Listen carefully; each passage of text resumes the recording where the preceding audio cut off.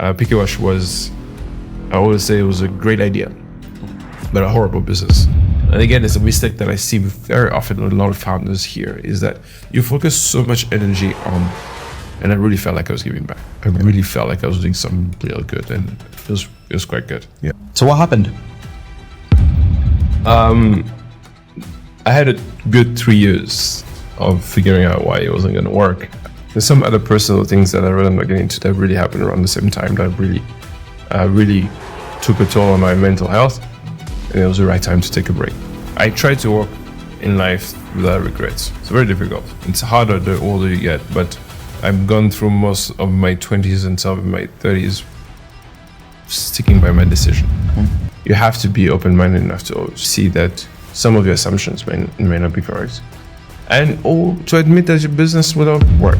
As a founder turned investor, what are some of the things that you're realizing are the biggest challenges that we have here that we don't get to talk about? It's very difficult to ask you to relate to an entrepreneur when you've never been one. Yeah. And this is one of the biggest problems that we have in investment. Investors have zero context of what it takes to be an entrepreneur. Find 3 startups in the education tech industry, because individually they're much more difficult to acquire by private equity or even by acquisition corporate. Find a way to have them to work together and create some form of a value chain. Package them in a holding company. You will literally have a bidding war over that. Because the market capture, the combined revenue and the combined valuation is something private equity will rule over. Because nobody thinks about, yes, I've raised $1 million, but then I'm going to need money in 18 months. And I want to go to new markets in 3 years. How about we talk about it now? What do you feel like is limiting people from being like, okay, let's wake up, let's make it happen, let's hustle? People want more. But in the same time, Junior, welcome to the podcast. Thanks for having me.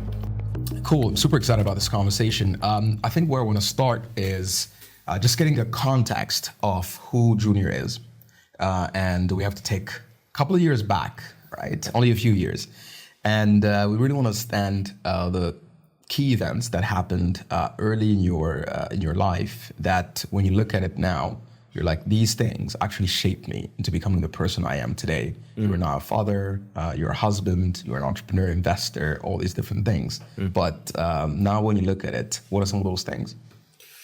Well, like you said, without going very far, the history goes as far as the mid-80s in DRC, when my family we moved shortly after the genocide against the Tutsis in 95. And this is where I finished primary and high school in Rwanda. Then eventually went on to studying in South Africa. I ended up staying there for a bit longer than I should have, than my parents wanted me to. But I studied civil engineering. And that is definitely one of the very first defining moves of my career and my life.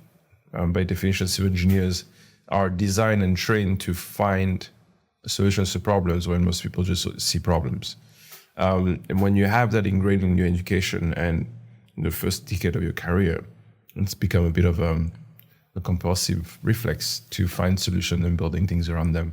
So yeah, I started my career in construction, heavy mining construction, underground mining construction, but I've done some fun projects like building one of the stadiums of the World Cup in South Africa, which is definitely one of the biggest defining moves.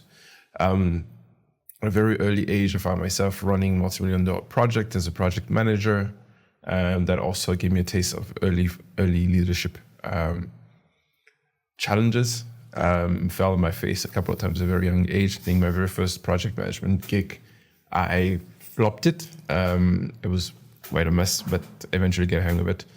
And the reason behind it is because I found myself being the youngest one in the room for a very, very big part of my life. Yeah. From school and always my career. Moved back to Rwanda in 2014. Decided to take a break from construction, and really dipped my toes in everything around a large ICT project here in Rwanda. I did I imported fresh meat and seafood around the same time when they opened 2 5-star hotels in Rwanda. There was zero value chain when it comes to high-end, high-quality, 5-star standard meat and seafood. And then I launched Pikiwash. I'm sure we'll touch on that. The startup that really put me on the map when it comes to the ecosystem. It really made me realize, hey, this is something I think I'm equipped to, something I think I might enjoy. Pikiwash was, I always say it was a great idea, but a horrible business for reasons that I will touch on a bit later. But so yeah, then after that, I took on an entrepreneurship support organization role with African Management Institute. I was hiring number 2, technically hiring number 1 in Rwanda. As a partnership manager, I kind of built the presence of AMI here in Rwanda. And that was really fun because it really got me to understand the in and outs of the ecosystem in Rwanda. Not just startup entrepreneurship, but also SMEs and MSMEs on the countrywide level. And then until now, I joined a VC fund called Catapult, headquartered in Oslo, Norway, but with an African office here in Kigali. And what Catapult does is pretty much just to find early stage startups in the agri-tech and climate tech sphere and invest. But also we do have an accelerator program. So you could say that in the span of about 20 or so years, I've really managed to cover the entire spectrum of the business world. Whether it be a startup founder, I just mentioned Pikiwash, but you know there's many others. Whether it be in construction, real estate, consultancies. The ESO, the Entrepreneurship Support Organization with AMI, really gave me a sense of what are the gaps, what founders and entrepreneurs and businessmen like in Rwanda. And then now I get a taste of what's behind the dark curtain, which is funding. How do investors think? What makes them think? What makes them say no? Because 99% of the time they say no. And what do they look for when they say yes? So yeah, that's the context and the journey in a nutshell. Interesting, man. A lot to unpack for sure.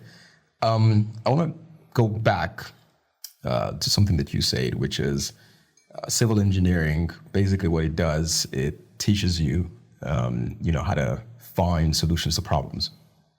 When people think about civil engineering, they're thinking, okay, a brick here, put cement, put another brick here, draw the house, and basically give that to the construction workers, and they make it happen. How would you say that problem-solving aspect actually comes into play in that field? Civil engineering is significantly more. What you're talking about, yes, it's a very small portion of it, right? We're known for building things. Not just the building part come with the contractor, the civil engineer engineers the solution around the problem. You have 2 ravines and you need to go across. The obvious solution is a bridge. Then you have to decide what kind of bridge you want to build, depending on the materials you have, depending on the span, which is the opening between the 2 ravines. So you have to think of the multiple parameters involved so you can make the right decision on how to solve this problem. It's going to be a steel bridge, a concrete bridge, a wooden bridge. It's going to be a flat bridge. It's going to anchor bridge. It's going to be an arc bridge. There's a lot of things to take into consideration. So to give you a bit more context about civil engineering, it's the way I looked at it, and I learned at a very early stage of my career. Definitely not in university. University, I got some of the concepts, but 90% of what I know I learned in my first 10 years in my career. I was lucky that my very first employer was a German engineer, South African. His name was Walter Stallman. He really taught me everything has to do with my work ethics. Walter's principle was spend more time about how to solve the problem than you will solving the problem. That means the strategizing and the planning is just as important as actual doing. You find most people when they have a problem, they jump on the solution. But now, and you find that while they jump too quickly on solving the problems, they're really, really distracted. They have to do a lot of damage control. They have to adapt as problems come along. But if you sit down and conceptualize properly, then you have less problem down the road. So what it has brought into my way of thinking about life, civil engineering is a way of life. It's not a career. Is that when most people see an unsurmountable challenge, I've already thought of 3 different solutions. And it's it's problematic because many people think that you're a bit. I was going to use a word that was inappropriate for a podcast, but I tend to be 6 steps ahead of the solution when people are still frozen about the problem, right? So that's pretty much what I've taken out of it. And I've taken that into entrepreneurship very much so. Yeah. The moment I feel like the problem is too difficult to solve by my team or anybody I work with, I make it my own. I've used those skills in wedding planning. You see how weddings go. Everybody's like kind of frozen, and I'm like, very simple. Let's get a pickup truck, go to the shop next door, get 4 crates of water, and the problem is solved. Yeah. Right. So the way it translated into entrepreneurship is that one, it made me a serial entrepreneur. I always joked on my computer, now my Google Drive, because you have to use technology. I got about 45 business concepts because it keeps me up at night. There's a problem. I'm like, wait, there's a solution and there's a way of making money about it. So I built a concept note, and now I incorporate financial modeling. That's thanks to the VC side now. I have a few conversations with potential suppliers or even customers because I've understood that the importance of building a product is there, but you should spend just as much time on the business development side of it. Yeah. So a great idea, a great concept without thinking or talking to potential customers is nothing. So you'll find that I have fully fledged business concept ready to implement. I have a list of customers, a list of suppliers, a different scenario, assumptions, and financial modeling. Yeah. And there was a time during COVID, I think I went to 6 or 7 of them a month. Now it's more like 1 or 2. I can go a month or 2 without doing one, but it's kind of in my DNA now. So that's what civil engineering means to me, is the implementation of finding solutions to problems. Yeah. Interesting what you say there about thinking about multiple ways to be able to solve a problem, right? Yeah. Reminds me of a conversation I was having with a friend the other day. We're talking obviously about business, and then my friend said, what do you think are going to be the potential challenges of implementing this strategy? And in my head, I also think the same way, which is, okay, let's think about potential problems and come up with solutions before they even happen, so that when the problem comes, it's not new. It's not going to take us by surprise. Like, yep, we anticipated this. But as soon as he said that, even though I have that in my DNA to think the same way, something that clicked in my head was, we can't delay implementation. We can't delay action because we're thinking about so many potential problems. It's like, I want those potential problems to actually happen. Because, and then you have this almost this confidence that is not rooted from anything, where you're like, okay, anything that happens, we can deal with it. Yep. But we need to go. Yep. We need action. We need to step in the ring, because you can think about the opponents as much as possible, study them, watch all their videos if you're getting in the boxing ring.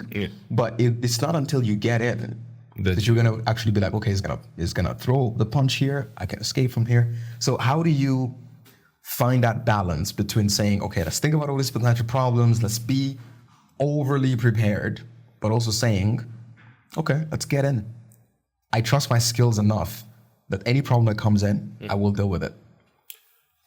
That's a very common challenge that people face when wanting to start a business. And how many people have you spoken to that have had dreams of starting a business, right? And I call this challenge paralysis. It doesn't just happen to people who want to start a business, but it happens to people who run businesses in the middle, right? I have to say I'm fortunate enough not to be worried about the problems I had. I always say these days in my prayers that the one God to take away the problems in my life, but give me the strength to be able to go through them. That's a fairly recent strategy. But before that, it was more like come on by and by. Come on by means listen, whatever comes, we'll deal with it. Right? Yeah. What I meant to say earlier when I talked about planning and strategizing, it's not like I totally ignored that there are going to be challenges. I try to map out the potential challenges moving forward. Like one of the biggest challenges when you start a business is speaking to a customer. The sales has to be the most uncomfortable thing, unless you're a born salesman like you are. But for 90% of the population, it's very, very difficult to be able to ask, somebody to say, hey, give me your money in exchange of that. The challenge paralysis is something that I've dealt with many times with my wife and I when it comes to cats and butter, where many times she'll feel a little bit overwhelmed, and I'm like, hey, what's the problem? And I have a very, very simple approach to it. There's a very interesting book that I read over and over. I think on my fourth reading, it's called Extreme Ownership. Yeah. It's by a previous Navy SEALs. Jocko Willink? Jocko Willink, yeah. Love him. Fantastic guy. I love his podcast too. I listen to him at least on a weekly basis. So one of the chapters of the book is called Prioritize and Execute. And that's rooted in the principles that Navy SEALs have. Yeah. Because if you're in a war zone, you have multiple challenges, people are shooting at you, they're screaming at left or right. All you can do is prioritize the list of challenges that you have and execute one by one. So prioritize and execute has become a very big component of anything I face on a daily basis. I have this strategy for each day. I call it time boxing. You should look into it. So you literally time box everything you have to do. So you do your usual to-do list, which is where most people stop. But I take it one step forward. I take each one of the activities. So I first pick 3 of the priority things I want to do. Yeah. And I have it on top. I'll show you here. And then I have a timetable from 6 o'clock to 8 p.m. And I copy paste the activities on my to-do list per time box. After, of course, filling it, meeting Yusuf, putting all the meetings of the day, and everything that's left in between, you can do stuff. Now, that's my definition of prioritize or execute. I find the priority items, execute, move, execute, move, execute. Because what you'll find, the reason why people get paralyzed, they don't usually get paralyzed by one challenge. Yes, sometimes we procrastinate about one. They usually get paralyzed by a multitude of problems. Yeah. And when you look at them as a whole, you freeze. But if you prioritize and like, okay, even if I do 3 out of 12 items on my to-do list, it's huge. So you pick the ones that are most important, the most pressing. Hey, you have to pay your rent, otherwise I kick you out. I have to pay my staff, otherwise I'm going to have a riot next week. Yeah. So you just prioritize on what you have to do first, execute, execute, execute. So this challenge implementation side of it is something I'm really hoping I can maybe build a course around it, because it's usually a very simple exercise, and I've done it with my daughter. Yeah, my daughter will wake up in the morning. She's late. She has to pick a dress. She has to have breakfast. She has to put on her shoes. I'm like, prioritize. What's more important? Well, I'm not going to have breakfast without getting dressed. There you go. Get dressed. And I find it to be applicable with adults. The management of some of the businesses I run, that's the first thing I teach them. Prioritize, execute, and you find that's a good solution to the challenge paralysis most people have. Yeah, absolutely, man. I think Joko is. I love him, man. Joko is so good. The way I would definitely love to just spend a whole day with him just to see the way he just works and does his thing, because you would just be inspired. You just realize bucket list. Yeah, you just realize that we're all super easy, right? But interesting, man. Definitely check it out later. So you moved to South Africa. How was that experience for you? How are South Africans and the whole environment different from what you were used to? You were used to Congo, you're used to Rwanda. How was that for you? I know it definitely shaped you in one way or the other. Yeah. South Africa for me was both the best and the worst experiences for me, right?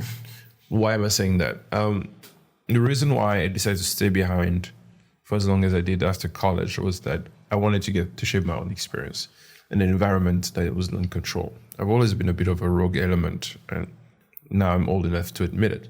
But at the time, I saw the opportunity of learning in an environment that very few people had access to, right? Straight off the bat, I got a job. After my internship, I actually got a job offering. That was quite interesting. It started off as a very junior engineer in a massive conglomerate. Used to be called African. And back then they had 13,000 employees in Southern Africa, 80% of them being in South Africa. So they did mostly consulting work, structural and structural designs for multiple clients. So I was the junior of the junior guys. So I was straight after university. And then my head of department, who ended up being Mr. Walter Stallman, decided to open his own shop. It was in a small city called Rustenburg. And I was very fortunate because Walter really understood the importance of letting people make mistakes. It's something I'm a bit more willing to do now. Yeah. Again, in my old age. Walter really, and many times at his own financial cost, will give me a massive task. 100% sure that I'll flop it, but he'll let me fail. And every time I'll fail, sit down with me and say, hey, so I give you a chance. You messed it up, but you only get one of those. And that was a defining learning experience. I worked for him for 6 years before I went on my own. I left this guy and I started my own consultancy firm because I had learned so much so fast that I started identifying gaps in the market for customers that he wouldn't touch because they're too small. And before you knew it, I started my first business when I was, 24, 25. And I started just giving the same services my company had to smaller businesses. Obviously, I had the blessing of my boss. But before you know it, I was making more money on the side than I was making on my next job. And that was fun for a while, but I needed to make a choice. So I resigned and I went in there. Those are very early professional experiences. On the more personal side, growing up in a country that's not yours is always difficult. And I was born and grew up in Congo, but because I was born there and I spoke the language in DRC, it was home until I left. Yeah. That's all I knew, right? But South Africa was very clear that was not my land. So, and you've heard about the security issues. You always have to be on the lookout. I was telling your producer just now, hey, don't make any sudden movements, because for the first decade and a half of my adult life, I had to be constantly aware of my surroundings. You walk into a restaurant or bar, always sit down facing the door, right? You walk into a room, identify the most aggressive guy, make sure he's not drunk. If he's drunk, be at least 20 meters away. Yeah. Because South Africans are very volatile. Mm-hmm. And that doesn't matter on the race. You can be black, colored, or white. It's just a country that has so much emotion and unresolved trauma from apartheid and all the other things that it was a powder keg. I've been mugged a couple of times, it goes without saying. For the longest time, so one of the experiences I remember clearly was I ran a construction site, massive construction site. There was 400 employees, 12 subcontractors. It was a multi-million operation. Back then I worked easily 14 hours a day. At some point I slept on site because I had to be the last one out and the first one in, because I need to sign out everybody, I need to sign in everybody. Nothing will happen until I get there. And I remember one of the most common thefts in South Africa in construction site was wire frauds. And while I slept on site, there was a ruckus and people pulling wires out of cable racks. And I was terrified. I'd never been so scared in my life. I'm like, what am I doing here? Yeah. I have a country, it's safe. Anyway, fast forward a couple of years later, the reason I actually left is because by the time I left South Africa, I was bankrupt. Twice over. My second business, I was quite successful. I'd taken a massive loan. And then the mining sector in South Africa took a dip. That was 2012. I was hundreds of thousands of dollars in debt. And I went back to work for about 18 months and gave 80% of my money to pay off the bank. And the moment the bank gave me a lettre de non-créance, as we say in French, like saying, hey, we're good. Packed my bag, left, never looked back. That was August 2014. Yeah. 10 years sometimes this year. Yeah, exactly. Why? What attracted you to come back to Rwanda? Was it just because I've had this very traumatic experience of running two businesses and maybe they were bankrupt, so I need a change of environment?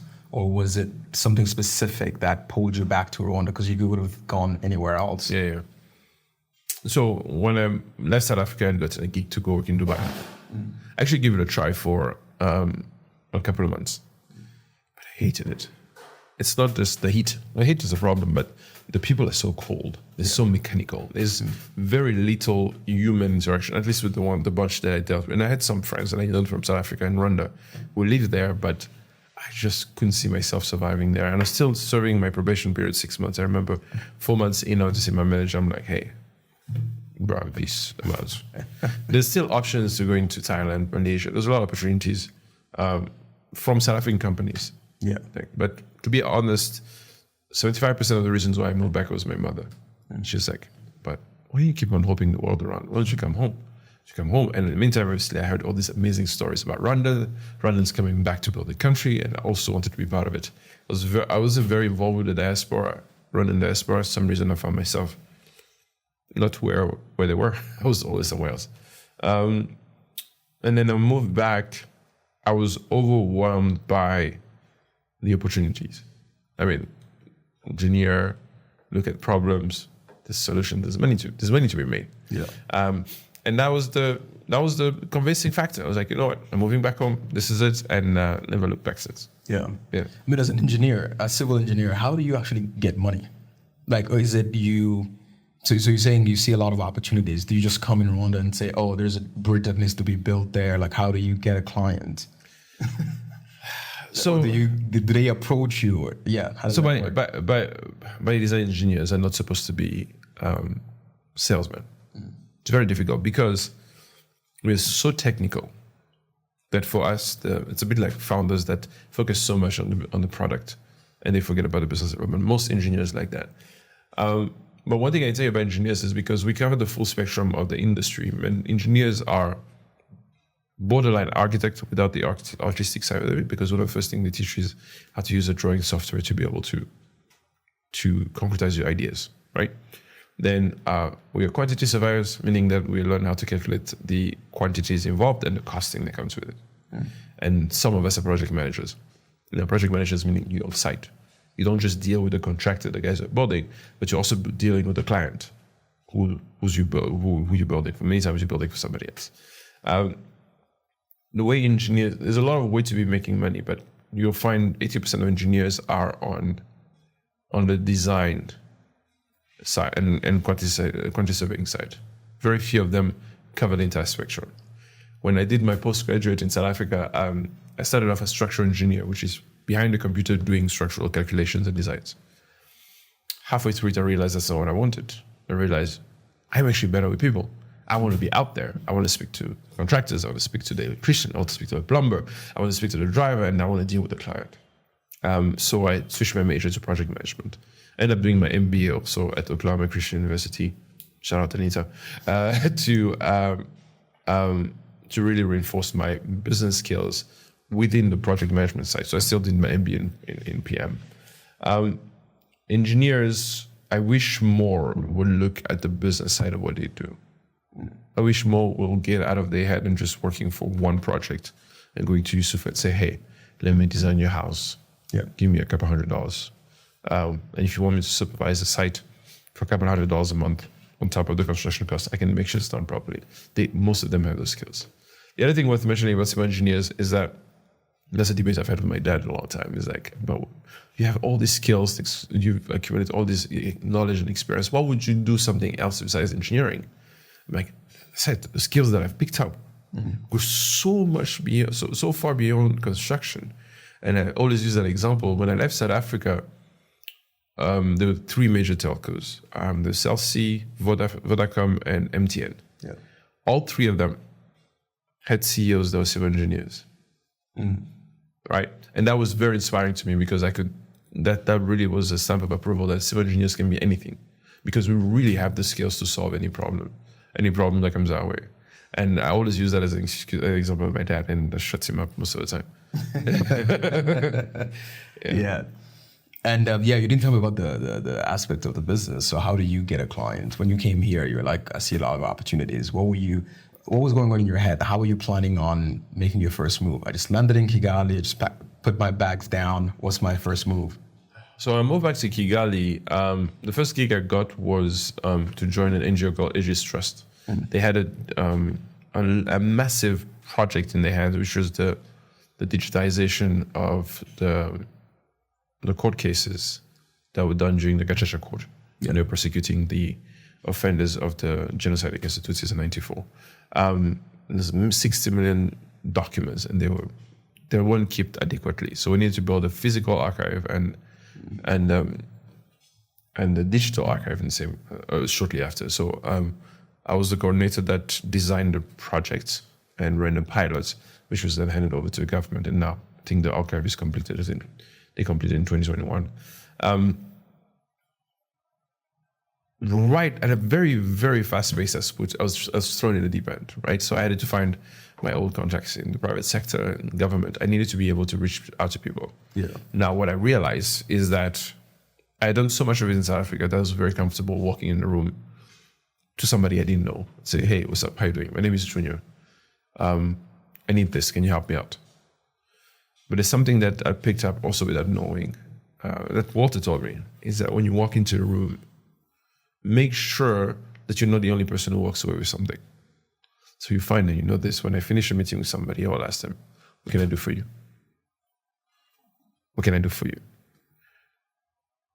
8 times out of 10, I enjoy watching the surprise in people's look, because people don't expect that. Everybody accepts that you come to them because you want something, that you need something. Yeah. And you finish a meeting by asking, what can I do for you? They're like, well, most of them have to think about it, right? And I find that sometimes I get really uncomfortable that by the time I ask the question, I know that I can suggest a few things. I'm like, hey, I can introduce you to so-and-so. I can share this document with you and hoping that can help. What that led to is that every single person I've interacted with in the past is somebody I can go back to. There's not somebody that feels like I've used them. I've just taken things away from them, right? And I find that it has such a huge impact on the way people look at you. And that doesn't just apply with the director of a company. It applies with the security guard or the lady at the reception or the guy who was loading your truck, right? I've always tried, and I don't always get it right, but I always try to leave a room making sure that if I haven't given something back, at least I'm offered. Yeah. And people have that in mind, right? So I think that strongly contributed towards my ability to be able to walk to anybody in the streets and say, hey, what's up? I'm Junior. I'd like you to help me 1, 2, 3, but at the end of the day, I want to know what I can do for you. Yeah. And I just keep on repeating that. And you find that almost 10 years ago, somebody will come to me and say, hey, do you remember me? I was working at the Ministry of so-and-so, and you came and you shared a document that inspired me to do my MBA. Now I just finished studying and I have my own business. Can I buy you lunch? We're like, don't even remember this guy, right? But again, it's all about making sure that you leave this earth a better place than you found it, right? Yeah. And so you get here, you start getting your hands dirty, you work on this big project.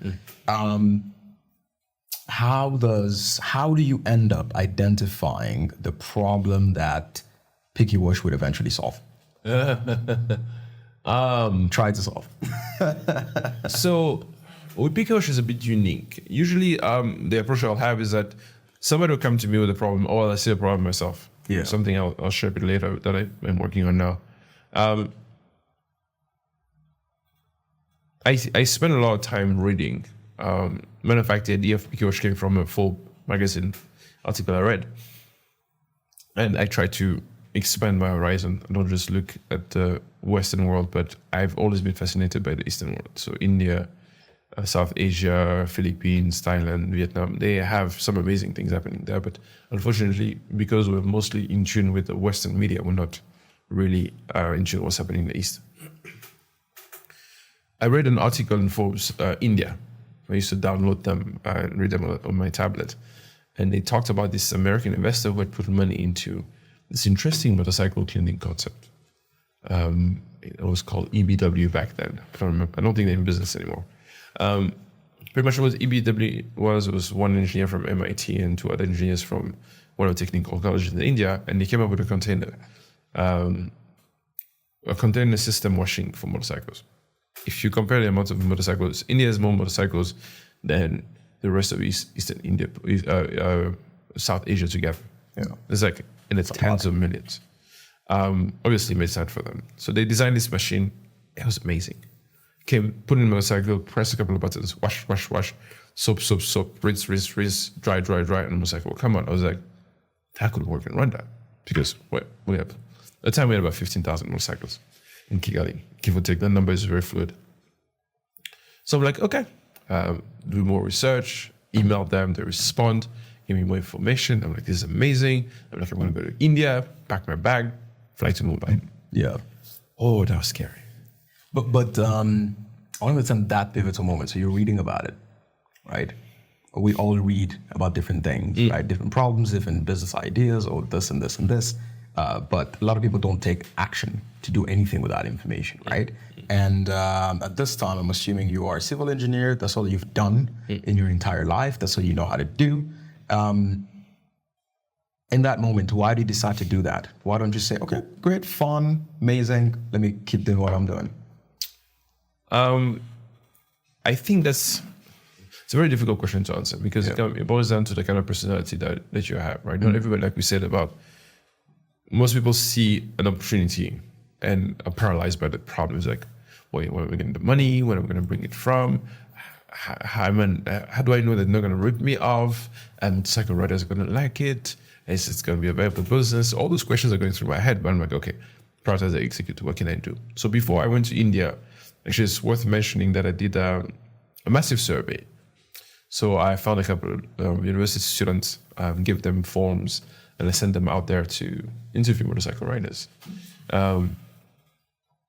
And we interviewed 900, 800 or something, close to 900 motorcycles, which is a massive sample, right? So find out how often they wash motorcycles, how much do they pay for it, how do they, where do they wash motorcycles? So I collected all the information and the numbers were overwhelming. Oh, I also asked them if you had a solution to wash a motorcycle in half the time, would you be interested? So my selling proposition was, I can save you time as a rider so that you can go back on the streets and make more money. Yeah. Makes sense. Not so much. So I got that information. I made a business case. I remember I presented it to my family. Everybody was like, that's a horrible idea. I remember going to all my mentors. They were like, that's an amazing idea. You should look into that, right? So I decided to listen to the positive feedback rather than obviously the people I spoke to. And then God bless my family. It's not anything wrong against them. They just don't have that in the DNA. Risk appetite. No, whatsoever. Freaking ever. Nobody in my family. Zero. So it looks like I had all of it. To my parents and my siblings, I have all the risk born in me. So I took that data to motivate my trip. So I had a need to solve a problem, and I did my market research to back my feeling up. I was happy with it. I was comfortable moving forward. Paid the ticket, went to Mumbai. And then when I got there, I spoke to the engineers. They took me around, saw the factory, saw the equipment in action, saw the 3 locations there in town. I was fascinated. But then my engineering brain kicked in. I was like, let's fix your filtering system, because if you look at the mud I have in Kigali, it's very clay. Your piping and your filters are going to be clogged. So they have a sand filters, the system they had, we changed it to a much more coarse sand so that the mud can go more easily. So they had very fine sand. We made it a bit bigger. We changed a couple of pipes. We put in a bigger pump. We redesigned the system, at least the water circulation, the filtering system. Finished the design, came up with the price, went back home, did the math. At the time, I was selling the meat and seafood. I had done very well. So I actually put in my own money for the first machine and had shipped to Rwanda. Oh, that was fun.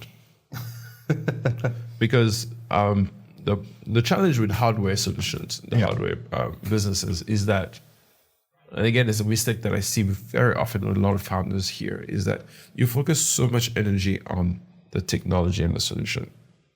You have not thought about anything else. Obviously, I'd negotiated the location. I'd got an electrician, a plumber to connect the water and the electricity. I built a shed around the machine. But I hadn't thought about my relationship with my landlord. I hadn't thought about my relationship with my customers. I thought about all the ingredients needed to be around. It wasn't until the machine got here that the problems started happening.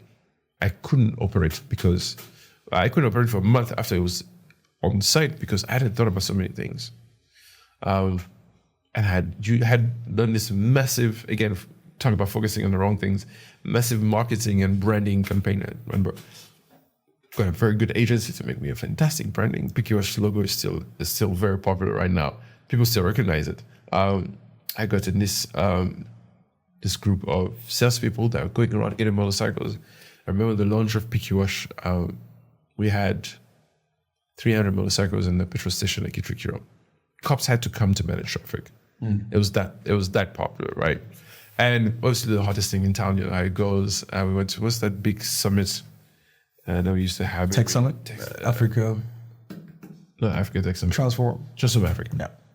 So I got to Transform Africa, I had a small mock-up, got to meet the president, and at some point people didn't know my name. I was Mr. Pikiwash, right? So fast forward a couple of months, I'm talking about the beginning and end of Pikiwash. But before you get there, Yeah. what would you say was the thing that made you fall in love with that business? Was it the technology aspect of it? Was it, there's so much value that I can just give to these people, to these motor guys, and for, let's say, a fraction of the cost, and it's really a solution to their problem? Or was it you were fascinated by the technology, and like what was the thing that really made you fall in love with that business? When I was doing the market research, I interviewed a lot of those motorcycle riders myself. And I realized, based on what they were telling me, that everybody was taking something away from them. They've been taxed, the association was going after them, the government was taxing them over and over again, the insurance prices kept on going up. I felt like these guys were just, and because to be honest, when you look at what motorcycle riders make, some motorcycle riders make more money than an entry-level job at the bank, right? But they have to work hard. Because they have a huge buying power. If you look at, it was until recently that petrol stations started thinking about having discount prices for riders, because there's so many of them. They might put in 5,000 francs for full gas of tank, but there's 45,000 of them in this city, right? So there's a huge buying power. But back then, nobody thought about them. Everybody was taking. And I felt really bad. And when I told them, hey, I'd like to do this for you guys. Would you appreciate that? And they were like, yes, please. Finally, somebody's helping us. So at the time, I felt like I'll be one of the few people who will be giving back, right? And that, I think that mostly fueled my motivation towards building Pikiwash. And it felt good. But also, there's one thing you should know about motorcycle riders. Man, these guys know what's going on in town, man. If you want somebody who knows what's happening in the streets of Kigali, yeah, sit down with a motorcycle rider. Now, sit down with 10 of them, because what we do, we'll offer tea for the first 10. Yeah. That will come, tea and donuts and mandazis. My friend, the stories. The stuff I've learned about the city. But it became about the riders. It became about a community that I felt was not looked over. Yeah. It became about helping guys that I believe are the lifeline of the economy of this country, especially in Kigali. And I really felt like I was giving back. I really felt like I was doing something real good, and it was quite good. Yeah. And at this time, you're not doing anything in civil engineering. This is your full-time, day-to-day. No, at that point, I'm not doing any civil engineering work, because I decided to take a break from it when I moved back to Rwanda. The other thing about civil engineering is that it turned me into something I didn't like. Very rough industry. You're dealing with not the most educated bunch. People like to work very hard. Construction is not an easy field. It's a harsh environment, and by default, you not deal with the nicest bunch. Yeah, which means that you have to be rougher than the most of them if you're gonna be managing or running them, right? And personality shift I'd seen was not something I saw myself becoming, especially if I want to start a family or I wanted to have kids. So when I moved back to Rwanda, I was like, let's take a break in Yanda for a couple of years and see what happens. And I think the first project I took on since then was the construction of my house in Endeavours. I didn't do any project besides that. Yeah. So Pikiwash was everything I did. Yeah. To me, sounds like something that is still needed in the market. I haven't seen something like that right now. I actually drive a bike myself, and I would love that instead of just having somebody just splash some water everywhere. So what happened? I had a good 3 years of figuring out why it wasn't going to work. But I feel like a few mistakes were made. One of the things that I've observed a lot while speaking to founders as a VC investor is that founders do spend too much time on product development. And that's what I did. Founders tend to be very stubborn and not refuse to pivot, which is what I did. Looking at it now, I've ticked all the boxes of the mistakes a founder could make to fail. So specifically to Pikiwash, I think I over-relied on my surveys and my data. I thought that I will get the economies of scales and the number of customers I will have to be able to break even. And I was getting there. The growth was there, but the growth was too small. The growth was too small for many reasons. My customers are very seasonal. Seasonal, some people think seasonal all through the year when it's agriculture. Mine was seasonal all through the month. There's certain days of the week where I'll have so many customers I don't have where to put them. I have a long waiting list of 25 motorcycles a day. And some days where I'll wash 12 motorcycles where my capacity is 50. And that will really depend on the day of the month. So when people get paid, they tend to be taking more motorcycles. And between pays, because usually in Kigali, and I discovered that with my business, is that people get paid on twice a month. Some get paid between the 12th and the 15th, and another get paid between 25th and the 30th. So for 10 days a month, I wouldn't know what to put my customers. And in between, I was really, really struggling. And it took me a while to come to that conclusion. It took me a while to even wake up and say, what additional service could we offer? Because motorcycles use oil. Most motorcycles come and wash motorcycles after changing oil. They go change oil somewhere else and come wash with me. And many times people came to me like, why don't you change oil? But that came with the challenge because the location where I was at was the engine petrol stations. But their oil wasn't popular for motorcycle riders because it was too expensive. So then they had another brand. I couldn't sell Shell into the engine petrol station. So that was challenge number one. That was pushing me to open a second location in a more friendlier location. The over-reliance on the data was also from the point of understanding that motorcycles, the riders didn't really care about saving time.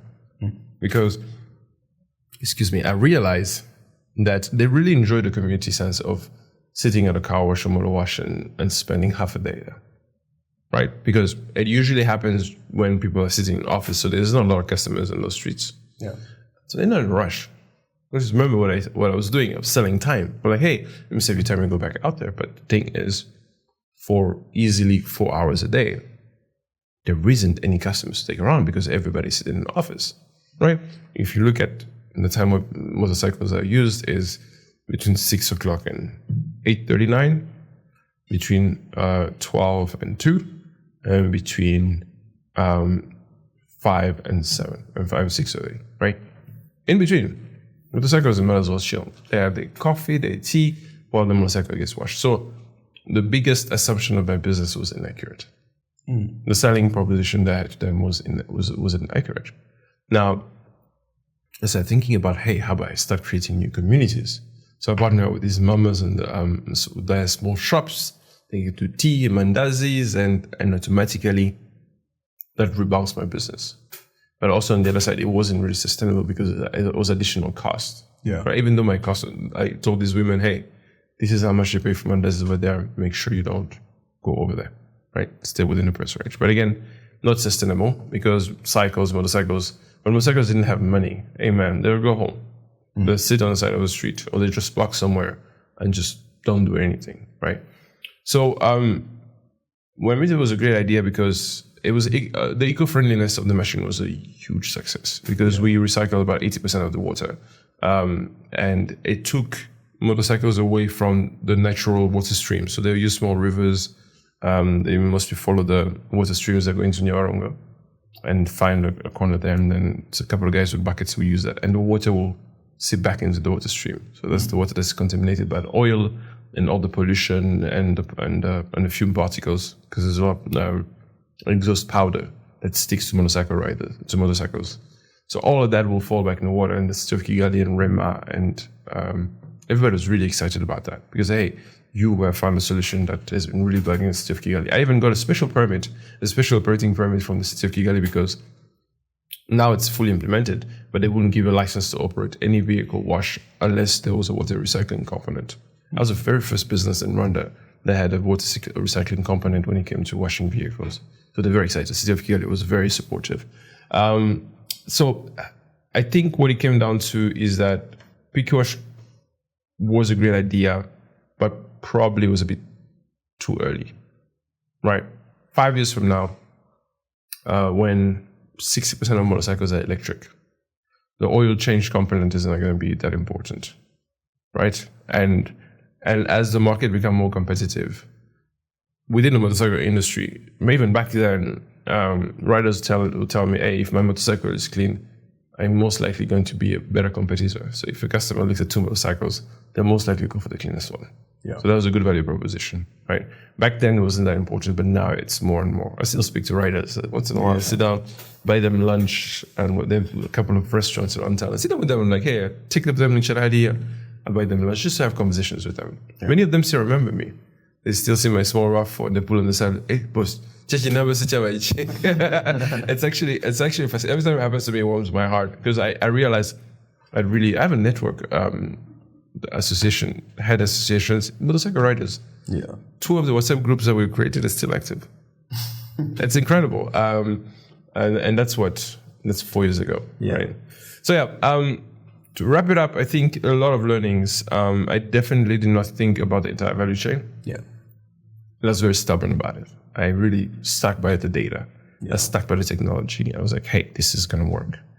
And the reality is that if you're not flexible at seeing what are the alternatives, it's good to stick by your ground. You have to as a founder, but you have to be open-minded enough to pivot. Yeah. To see that some of your assumptions may not be correct, or to admit that your business will not work. Yeah. Right? I'd investors. I'd raised quite a bit of money with Pikiwash. I bootstrapped the first machine, got a small angel funding, and then a much larger I actually got a bank loan for the second machine, and I got an investor that bought off the bank loan. Right. The biggest lesson out there was definitely keep an eye out for flopped assumptions, because that's why a lot of people fail. You start a business based on an assumption you've made. Yeah. And that's the core of your business model. If your assumption is even a little bit shaky, look into it very quickly. Very quickly, because nothing else would matter. Your assumption about your customer is wrong, you'll fail. Your assumption about your suppliers is wrong, you fail. If your financial model is based on flopped assumptions, you'll fail. And I think that's definitely the biggest lesson, and that's right. That's one I've tried to share. I'm sure I've passed it on to you a couple of times. Yeah. Interesting that you talk about. Yeah, and you've definitely talked about this, the Pikiwash story, for quite some time. There's something that I've started, listening to from other founders, which is, so there's this whole conversation about some people who are pro, no, just hang in there. If you stay long enough, it will eventually work, right? And the fail, it's those who fail are the ones who couldn't stay longer. The one who's going to succeed is the one who's going to stay longer in the game, right? So there are people who are on that side, right? And there are people like Stephen Bartlett who say, actually, quitting is a superpower. Like knowing when to quit is a superpower, right? Yeah. Because a lot of people don't really are scared because they're gonna be perceived as like, oh yeah, you're just a quitter, man. Like, if you had stuck in there, like revamp things, like it could have, happened. So I just want to understand from your side, when did you know in your mind and in your heart, you were like, okay, this is it. I need to be honest with myself. These are things that I've looked at. It's been amazing, but I need to start wrapping it up.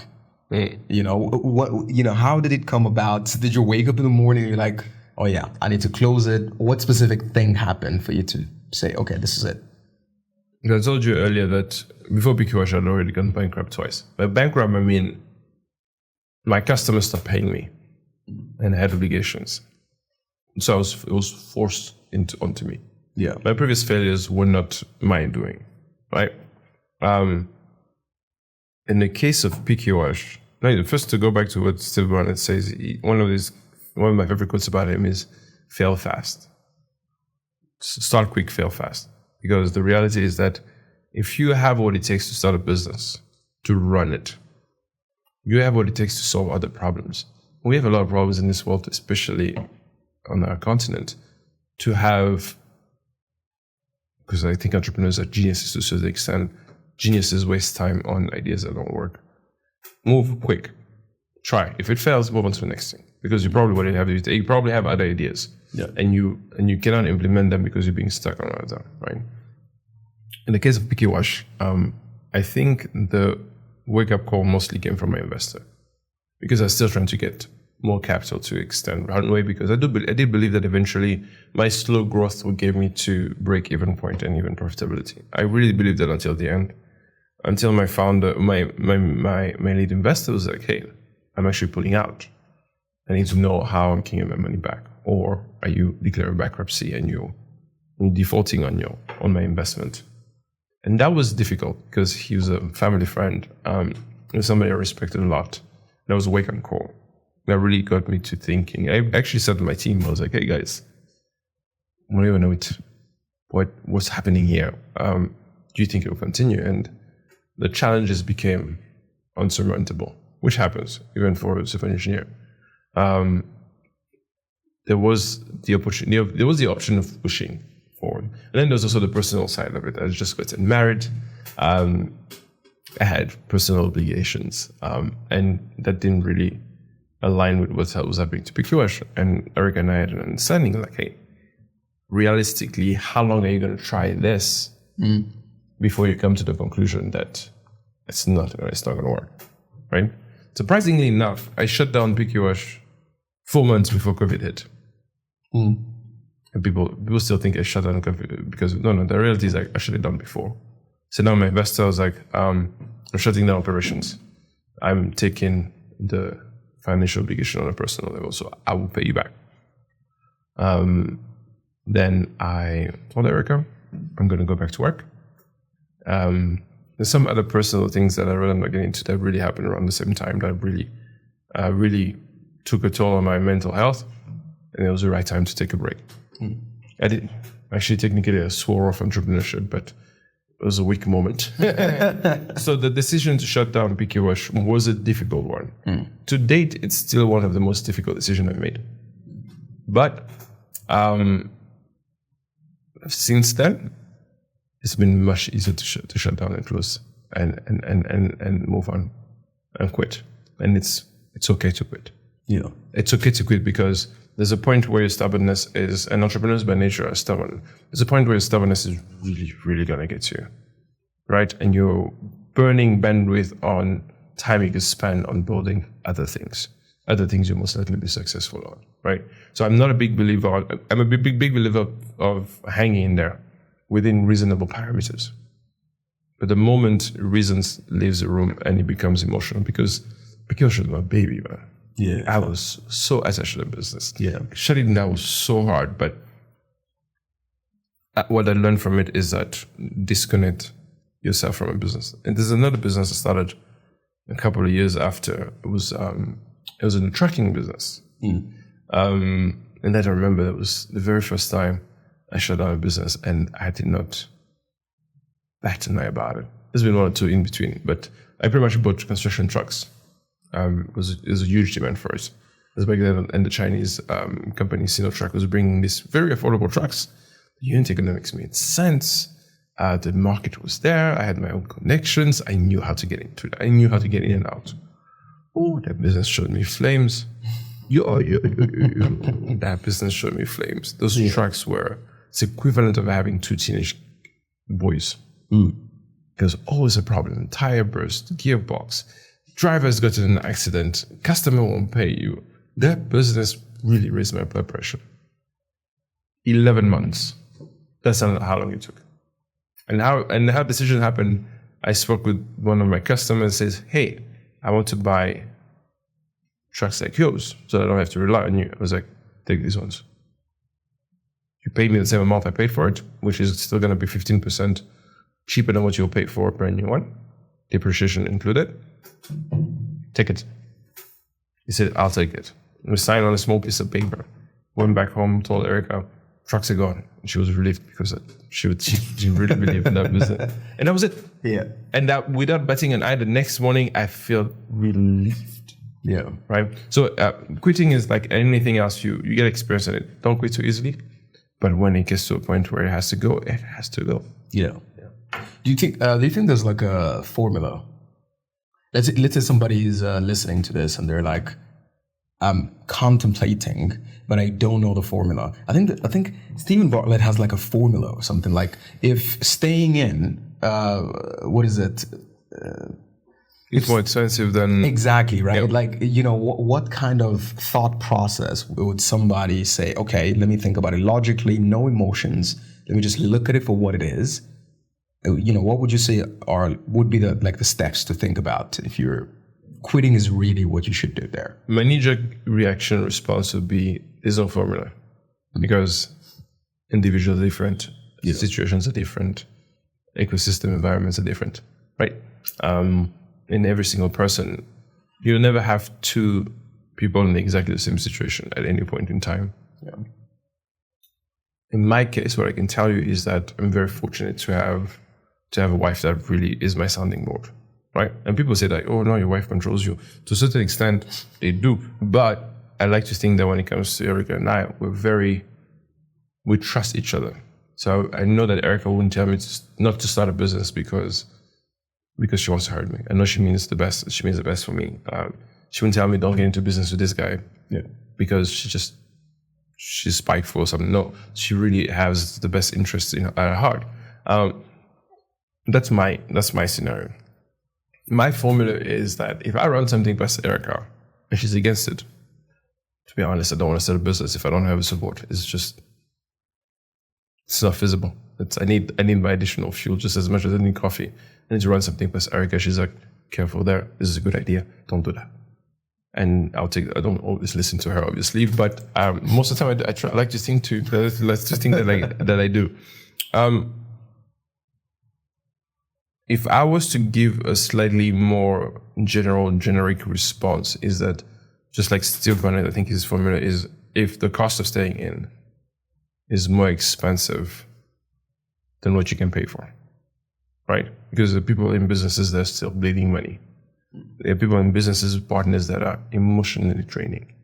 There are people in business that are detrimental to their health.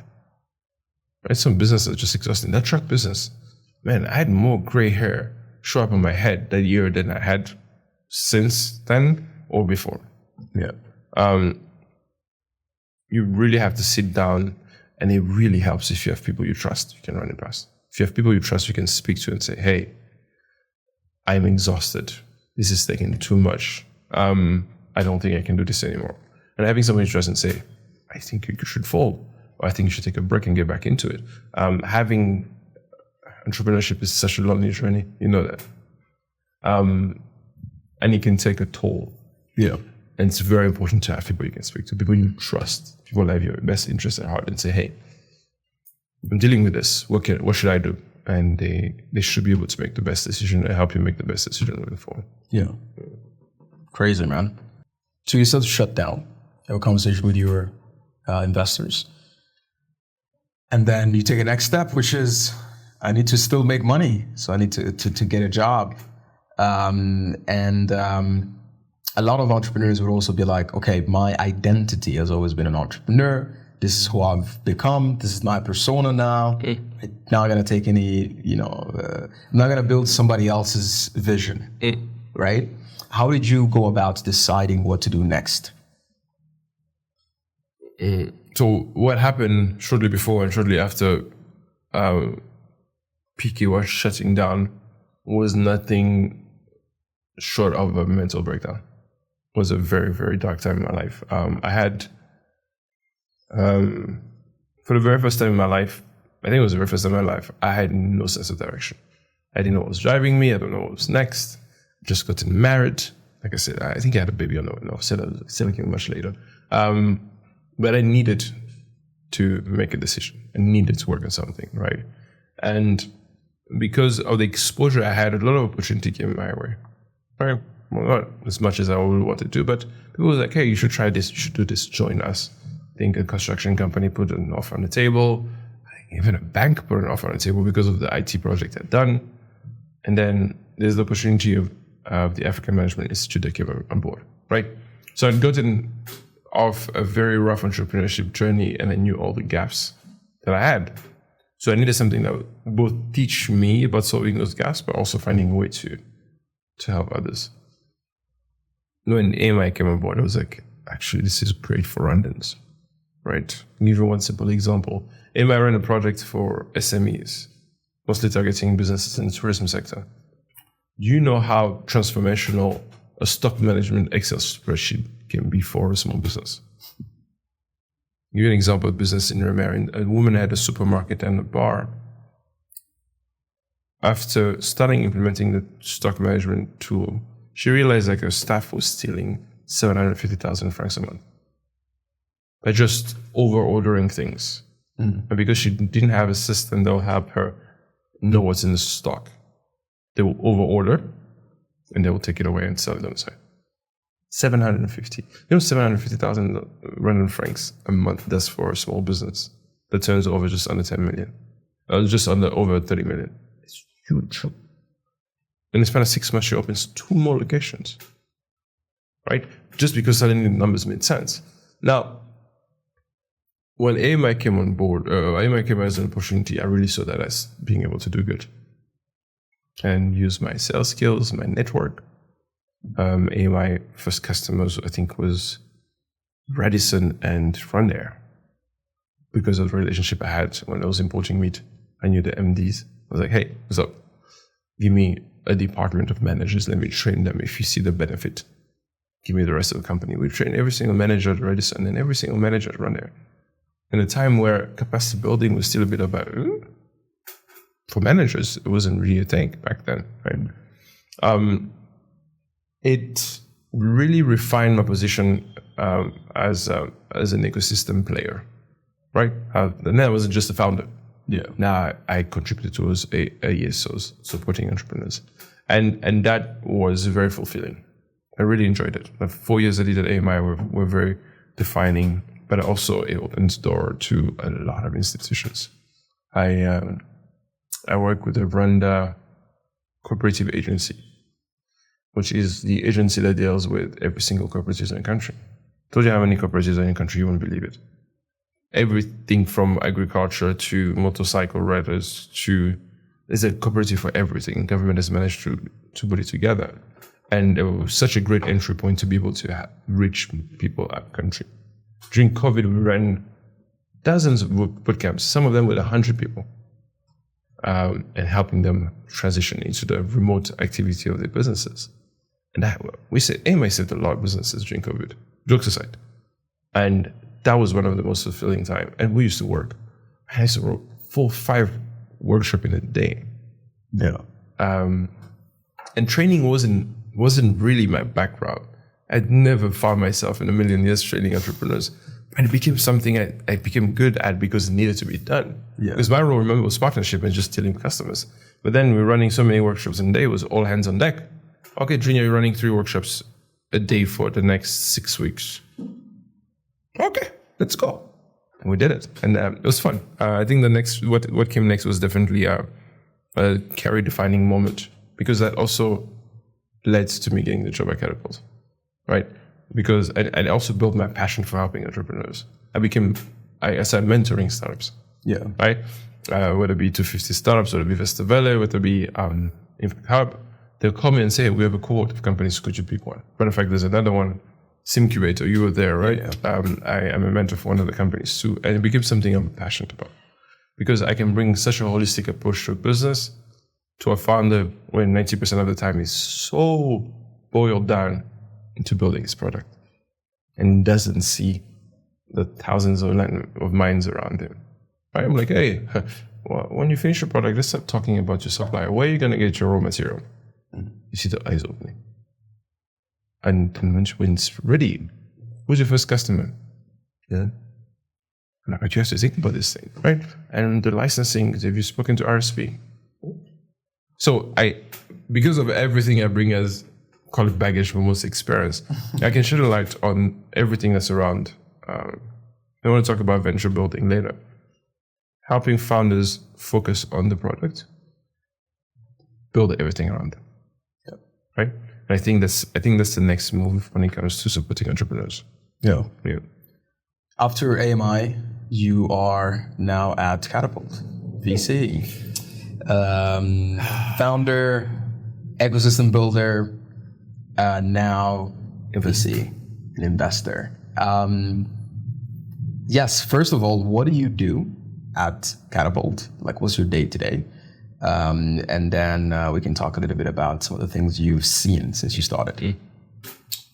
What do? I look for startups. I speak to entrepreneurs. I dig deep. I ask difficult questions. I challenge founders. Then I take that information back to my team and say, hey, I think this is a good case for investment. Remember, Catapult isn't just an accelerator. We also have, not just an investor, we have an accelerator program. The accelerator program is only dedicated to companies we invest in. So we look for companies we intend to invest. And if they qualify for investment, then they get access to accelerator program. I'm not really involved with the accelerator side of it. I'm mostly involved with the deal flow. So I'm the deal flow manager. Find companies, speak to them, due diligence, present them to the investment committee, negotiate investment terms, all the way down to dispersing the capital. But also, once a company has been selected, I am the go-to guy, the contact person for that company for the 3 months accelerator program, but after that also. So I follow up with the reporting of that specific company. So each one of us gets 1 or 2. So that's what I do. And the history of how I got into, I actually applied for the country director role when they're still opening up. They're opening up an African office in Kigali. So they're looking for somebody based in Kigali. So I applied, and that was the only job in my life actually where they got back to me and they said, whoa, out of your league. Like, way out of your league. Well, it wasn't exactly what they said, but they pretty much said, hey, the person we're looking for is really of a much higher caliber and they need 1, 2, 3, 4, 5. Yeah. And you don't have any of it. The hiring company is fantastic at that. I was like, oh, cool. I decided no. Then I found out that the country director they selected was my mentor when I was at Pikiwash, Philippe Gassetura. I went to him, I was like, I want in. He's like, what? I was like, I want in. He's like, but you don't have any investment experience. I'm like, come on. How hard can it be? I want in. And he was like, okay, cool. We'll take it into consideration. And I got the gig based on 2 things. My entrepreneurship experience, because Catapult has a rule of only hiring, or at least had a rule, it's not so much anymore, of hiring people in the investment team with entrepreneurship experience. Because it's very difficult to ask you to relate to an entrepreneur when you've never been one. Yeah. And this is one of the biggest problems that we have in the investment sphere. Investors have zero context of what it takes to be an entrepreneur. With that comes zero compassion and zero understanding. When it comes to negotiating terms, they can have the evaluation without batting an eye. Founders look at them like they're crazy, right? I say my valuation is $4 million. You're offering me a deal at 2.4. The hell's wrong with you, right? Yeah. Again, that lack of understanding and context. So my background of experience, but also my ESO background, was very, very pivotal. And then whatever I was missing, I was going to figure out as I went along. So I got thrown into the deep end. Very good. Yeah. I was speaking to companies, but speaking to companies where most investors would find it uncomfortable, for me is very, very natural.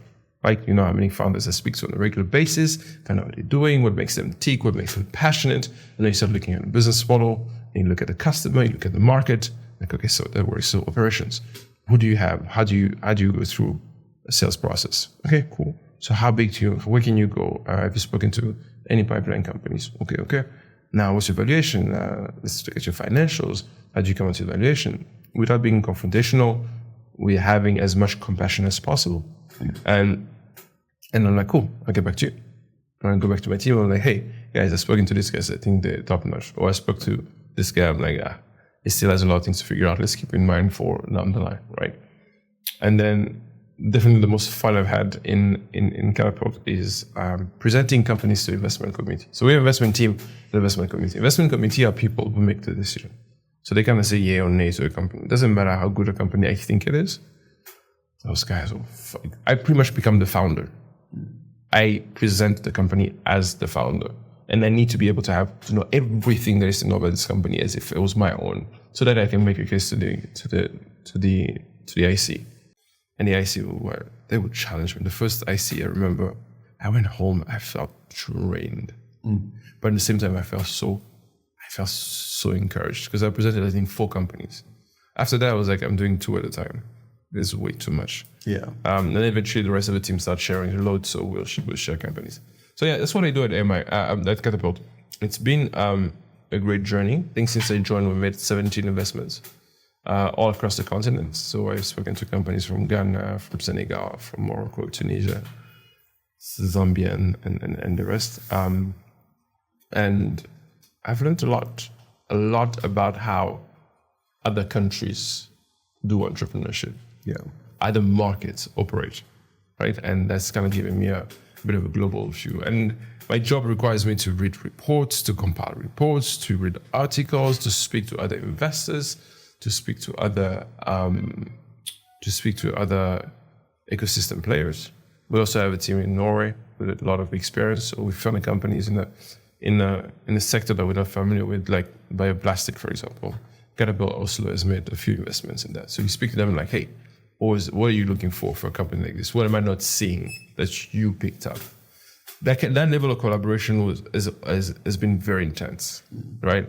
On a daily basis, I'll have 4 hours worth of meetings. Still, I have to do my work afterwards. Yeah. But there's never been a day where it's been the same or boring. It's one of the things that makes me tick. So yeah. Catapult is a lot of fun. Yeah. And founder turned VC. How do you balance because you've been a founder, you have that compassion for the founder because you're like, yeah, it's really hard, right? And sometimes you have to, a little bit in the beginning, you have to fake it until you make it, right? And you really have to hustle, right? And it's not easy.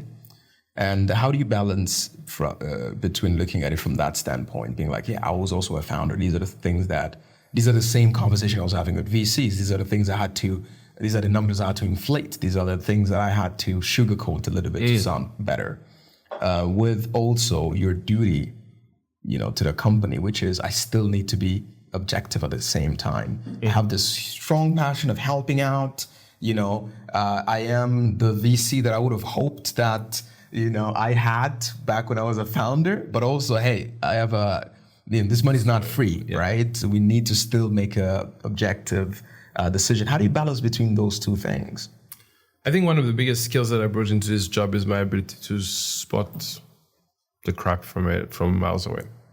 You look at a pitch deck, I'm like, really? Okay, let's have a conversation and try and give you a chance to justify that. I can really spot the bullshit from miles away. Mostly because I've pitched so many times. Like you said, I know what to tweak, what to inflate, what to embellish, and what not to mention. And I found that my skill set as an entrepreneur will push me to ask questions most investors wouldn't, right? And I'll find myself asking very relevant operational questions where people ask about vanity metrics, investors will ask about vanity metrics like impact or revenue or number of customers or number of pilots you've had. Me, I'm like, yeah, but how many developers does it take you to manage your backend? Right? Or the last customer you had, the customer you lost, if you have such a high churn ratio. Could you explain to me the last 3 customers that quit your solution? Why? Did you find out why? Did you speak to them? And founders will be like, hey, this guy is asking difficult questions. But as for the balance that you mentioned between my duty as an investor to my LPs and my entrepreneurship side, I find that the best way to balance that is to put myself in the shoes of the founder and also be honest with them. It's one of the things also investors are not very good at, and said, hey, bro, to be honest, I don't think you're a great fit because your impact doesn't align with our investment thesis. or I really do believe that you need to reduce your churn ratio because it doesn't really align with your forecast. I think your assumptions are a bit too ambitious. I don't know why people pay you 10% more when you're completely do that, right? The way I balance it out is to have a level of brutal honesty with the founders, which 100% of the time they find it very, very refreshing, and they appreciate that. And say, hey, you know what? I think your pitch deck is a whole lot of bull. I think you're selling hot air. Go back to the drawing board. Redo your assumptions. Go back to your old customers, the existing customers, or you need to increase your market share. One of the biggest issues we found in doing due diligence is the financial models that a lot of founders have. Knowing 10% of founders have some kind of CFA background. The rest will find the templates on the internet and download it and modify it. And the most common mistake is that the assumptions that they have do not match with the financials. So what I've done, I think by the end of my first year, I was like, you know what, I'm going to build a template financials that align with the assumptions. It's very easy to do disparity. And say if you said you're going to go from 50 to 35,000, 50 to 500,000 customers, so that's 100x, 1,000x, 10,000x, and your revenue increases by 10x, something doesn't work out. It should be at least close, right? And founders do not really, they're not used to being put under the light like this, under Microsoft like this, because again, most VCs without the entrepreneurship experience look at things very differently. The other thing that I try my very best to do is to advocate for founders to my team. Thankfully, my team is mostly made out of entrepreneurs. Like when I present the company to Phil, we're on the same page. I'm like, hey, boss, I think these guys are great. I think with a bit of support, they'd be able to move from Kenya to Ghana. I think that they could triple the revenue in X amount of years. And then he'll ask the same question I'll ask. And then when I go to the IC, me and him can present an united front. So I am both the ambassador of investors to founders, but I'm also the ambassador of founders to investors. And I like to think that I try my best. Yeah. It's funny that you mentioned the thing about questions, because I think it's a very deep one actually, because only when you've been a founder you can actually dare to ask those questions, right? And the interesting part is, beginning of last year, when I was pitching in Saudi Arabia, and then I was pitching, one of the judges was Stephen Bartlett actually. Really? He was one of the judges. Yeah. Oh, wow. And then so cool. I was so excited about it. I was like, this is... Did you get to talk to him? Yeah, we even got a picture actually. We even got a picture together. We got to talk, and I told him, hey, I'm actually thinking of launching I was listening to your podcast on the plane, and he was like, thanks, man. And I was like, I'm going to launch a podcast very soon. Like, what advice do you have? He was like, are you really going to be able to do it? Because it takes a lot of time. Yeah. And I was like, still going to do it. He was like, okay, good luck, man.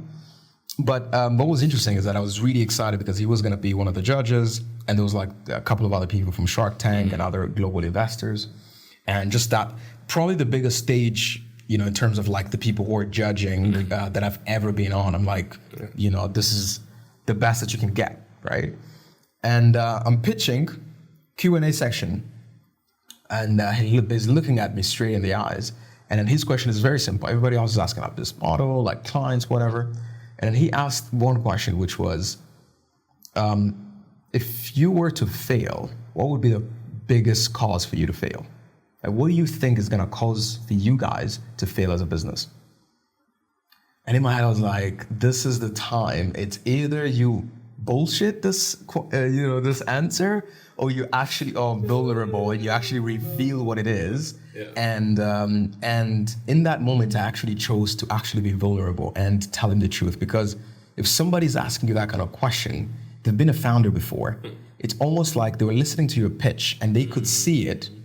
And it's like they want you're gonna be honest. Exactly. Yeah. They want to know if you know actually. Yeah, if you even know it. They're like, are you deep into your business that much that you know what's gonna be the cause of your failure? So that was really interesting, just that moment. It was like, you know what is What was the response? I'll tell you after. Okay. But that was really, really, really important because, again, when I thought about the question later, I was like, yeah, he's been a founder himself. He's pitching different board meetings, like, you know, and he's able to, like, you know, pass the, you know, the typical question, oh, what's your revenue last month, whatever. I'm going to copy that. You know? I'm going to use that. It's a great question to ask founders. Exactly. Just test who they are as a person and just how deep they understand their business, right? And if they're willing to be honest, I think even makes you respect them even more. It's like, okay, you're willing to be vulnerable with potential investor. Because me being vulnerable in that moment would have meant that I could have lost that competition, but I ended up winning still. So that was really interesting. So when you talked about the questions, I was like, yeah, that's actually an interesting experience I've been part of. What do you think are some of the skill sets that you were forced to start building because of your new role as an investor? Like, what is something you went in and you're like, oh, damn, like when I meet these guys, I need to be prepared. You know, what are some of the skill sets? Definitely my financial analysis component. Remember, background as an engineer, even as a founder to a certain extent. There's one thing about building a financial model, but as a founder, but being able to analyze one for a business that you don't really know is something else, right? So I've taken a couple of courses. I'm actually, if all goes well, start my CPA soon. Which is very weird. Civil engineer, MBA, CPA is as diverse as it comes. But the financial literacy component of it is something that I had to pick up very quickly. Very quickly. And that was very clear during my interviews. They're like, you have everything except that. And I've taken actions towards it. And when you talk about financial literacy in VC, it's not just looking at the financial situation of a company you want to invest in, but also understanding fund models as an investor. And that was a whole other ballgame, bro.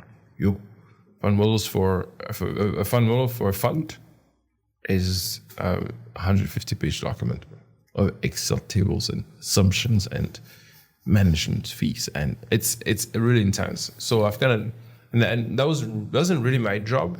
Part of what I did. So I just focus on the pipeline and deal flow side. Other people focus on that, but I try to expose myself enough so that I can be good at it. The other skills I've had to pick up is to become extremely efficient when it comes to analyzing businesses. I think last year we did due diligence about 80 companies. That's out of about 1,400 applications. I was in the middle of it, of course, I had a whole team, but I did due diligence on every single one of them. And on a daily basis, I had to do like 2 or 3. I don't know if you know what a due diligence is. It's a bunch of questionnaires that we give them that they have to answer. And on top of that, they have to give supporting documents. And we have to go through everything. So you have to be able to go through a document very quickly and summarize it. Not rely too much on AI, but sometimes they give me a product concept. And I was like, I don't understand what this means. And you throw it in ChatGPT and it comes up with a nice summary. So one of the skills I've learned is to go through a pitch deck in less than a minute and then make a decision whether I want to go through it in detail again. Right? So I'll go through a pitch deck very quickly. That's actually interesting. You go through quickly like, that's not agri-tech. This is not our sector. They're too early, they're pre-revenue, and they're dealing with a difficult market. Discard. Right? It's a very personal decision to make because you realize you have people's lives, you have people's futures, people's business. Making a decision whether you want to move forward or not in a split second can be difficult, but it comes with a gig. Yeah. I've gotten much better at it. What are skills? Personal skills for sure. I like to think that I'm compassionate, that I have a good heart, but I find that when dealing with businesses, it requires an additional level of delicacy. I think so. Because these guys have been taken through their ringer. Oh man, some of these founders, I've received so many no's. They already come into a defeatist attitude. They're already defeated from the beginning because there's a 4th fundraising meeting they've had in a month and all 3 guys before did not just say no, but they're very inhuman about it. So I always make sure that I connect with the guy personally. And so where are you calling from? Marriage? What are you doing before this? By the time we start talking about the company, even if you have only half an hour, I spend at least 5 minutes on the founder. Yeah. Right? And by the time we start talking about the business, you've connected on an emotional basis. And it makes the information flow so much easier. It makes interrupting him and say, hey, I've heard enough.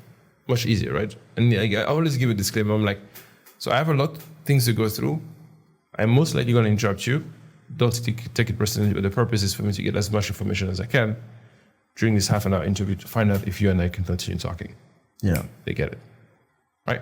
And again, it comes with that additional level of human consideration, because I have been in the shoes of a founder. I know what it takes. I know these guys are fighting fires left, right, and center. I don't want to be the next fire. I want them to leave the meeting feeling a bit good about themselves. Yeah. And it goes a long way, man. It goes a long way. I can imagine. Yeah. And there's this whole thing about, of course, we all follow different founders, Airbnb CEO and co-founders. I think on a podcast, he even pulled out his phone and started reading the rejection email that he received in the early days when he pitched his business, and the investor was saying, yeah, we don't think this market is it's ever gonna exist or it's ever gonna work. And he was raising, I think, $150K for like $1.5 million valuation or something like that. And now the company is valued at hundreds of billions of dollars, and they control more the GDP of. He even mentioned a country. So VCs can make mistakes when they're meeting companies and deciding if they're going to invest or not. And sometimes they miss out on great deals, right? That they potentially they're like, oh yeah, I should have invested in Uber or this company. So when you're going through due diligence, obviously you can't say yes to everybody. So you have to say a lot of no's. And you kind of touched on some of the elements that lead you to say no. But I want to understand in your psychology, what are some of the things, understanding that I might be missing on this deal, maybe I don't really understand this market really well, because you're not going to understand every market that you're ever going to be presented with. Okay. It's a reality. But what are the things that you're like, if I notice these three things, it is okay for me to say no, even if they turn out, even if it turns out that I was wrong in the future, I will still go back to my notes and say, I had to say no still. What are those things that you're like, if these things are not there, it doesn't matter, even if you guys end up succeeding in the future. My heart is in the right place at that moment. I had to make this decision.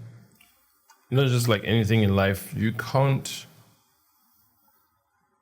I try to work in life without regrets. It's very difficult. It's harder the older you get, but I've gone through most of my 20s and some of my 30s sticking by my decision, even though it was the wrong one, right? Because I like to think that in the moment, I thought about all the parameters into consideration, right? In Catapult is a case where I pushed for a company to be invested in, fantastic company out of Nigeria. I won't mention the name, but I pushed for it. But everybody was against me. It was me against everybody. 6 months later, because this guy's raised 120 million. 6 months later, I remember taking a screenshot and putting it on a group. Just keeping quiet. Nobody said anything. Nobody said anything. Sticking by your decision is the most difficult part, but also to be really confident that you're giving your best. You can't be in VC and half-ass things. Yeah. No. It's just not. It's not the place to. If you're not in the right headspace to do it, you just don't do it. Come back tomorrow morning. Go for a run or something. But when it comes to it, we can't always make the right decisions. Nobody can, right? And you have to live with it and move on. Now, when it comes to looking at the factors that make or break a decision, it really depends on the fund mostly. So we have an investment thesis. Investment thesis is our guiding criteria of what we look for. The type of companies, the stage they are at, the sectors they are, the type of founders. We call it founder market fit. We don't believe in just anybody can do anything. Just to be honest, not every banker should be an agri-tech founder because he has a small farm and does latest in his backyard. We have more and more of those, by the way. We look at the market. We'll heavily look at the market. In the sense, our market analysis is a bit more, most VCs not do it, but it's very robust. If you say that your target accessible market is 35 million, we actually dig into that. We challenge it, right? We look at technically our criteria, our due diligence criteria is about 27 metrics that we look into. Not just scoring, but we actually motivate for each one of them. Because if I made a decision not to invest in a company last year, and they come up in the news that I've been raised 120 million, I want to go back and say, why did I make the decision not to? What was the overall score, but which score was the lowest that led me not to? But top of it is the founder market fit.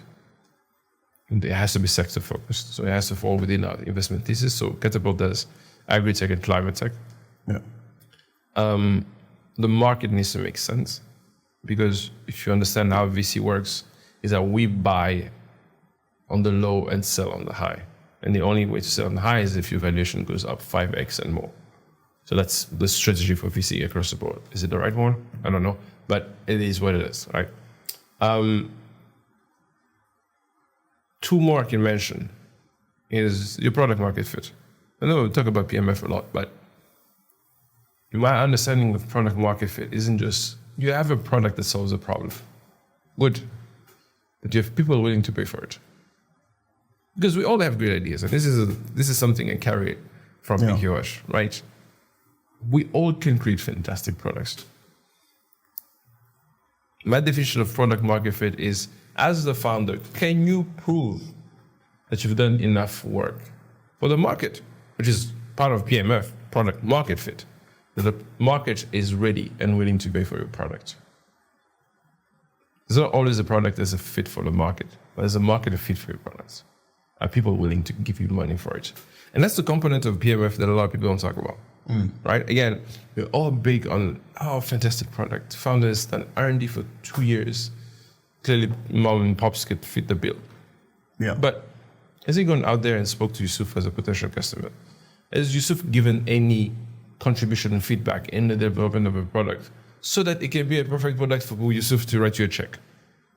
And we don't, a lot of founders don't look at that, right? They just look at a product and they look at a market. They don't look at the link between the two. Like, oh no, there's 100,000 growers of beans, and we want to target 10% of it. Have you even spoken to one to know if your platform is something they want, right? And most of them, yeah, but I am a genius. I'm a genius. Genius. I have a solution. I have a fantastic product, and it's gonna work. It's gonna work. Exactly. But then how do you also work on that? Because some other people are like, yeah, I'm an amazing engineer. I am a genius. I can see the future. If I build this product, it will change the world, and I know it. That's a tricky one. And again, it comes with a lot of challenges I've had with a lot of founders, and I feel like a lot of VCs don't see it as a problem just as yet. My biggest worry with a lot of founders I've met with, whether the ones that I've mentored on a personal level or the ones I've dealt with at AMI or with Catapult, is that the understanding of minimum viable product has been kind of distorted over the years, right? And again, if you use the same concept that's being spoken to in the West, where again they have the resources to be able to spend 2 or 3 years on R&D before they even speak to a customer. Yeah. We live in an ecosystem, especially the African one, where we have a lot of problems to be solved, and they need to be solved quickly. We don't have the luxury or the resources to do too much of R&D, not for years or, excuse me. My understanding of minimum viable product is, yes, your product should be good, but it cannot be perfect without the input of the customer. Make it good enough. Expose your customer to the product development phase. And this is how you go from good to great. This is how you go from good enough where your customers can live without it. But if they've contributed to the building of it and the improvement, you'll have a product that is so great that they cannot live without. And this is how you create customer retention. So my definition of MVP, yes, I'm very big on product development. You need to build something decent. You have to. Yeah. You have to put in the work. You have to put in the hours. But learn to understand what is the minimum your customer can live with and work with them, improving your product into something they cannot live without. And that's the only way to make it happen. Because if you work with a bank, for example, and you with I&M Bank and you develop this product from the very beginning and you make it a product that they cannot live without, chances are Equity Bank, Rwanda Bank, even Baker have the same issues. Because you worked a journey with somebody who was wearing their shoes, it's much easier for them to adopt it, right? And it goes to virtually every sector. And the amount of marketplace businesses we've spoken to across the company, it's a big thing now for the past 3 years. I think the year before, not last year, 2022, 60% of the companies we spoke to were marketplaces. Because again, agri-tech and climate tech is agri-tech mostly. And you speak to them, I'm like, so how many farmers have you spoken to? Yeah. Oh, we're working with one cooperatives. How many cooperatives do you have in your country? 6,000. You think this is a sample market big enough for you to make the assumptions you're making? The market is no, I'm sorry. Go knock on doors. And understand that even if you knock to the doors of 900 motorcycle riders, chances are your product is not going to be good enough. Yeah. Right? So I'm a very big believer of trying with what's good enough, and please speak to your customers. Yeah. And that comes back to one of the theories I have, is that venture building is the best way to go about it. Because the other reality is that, well, what does venture building mean?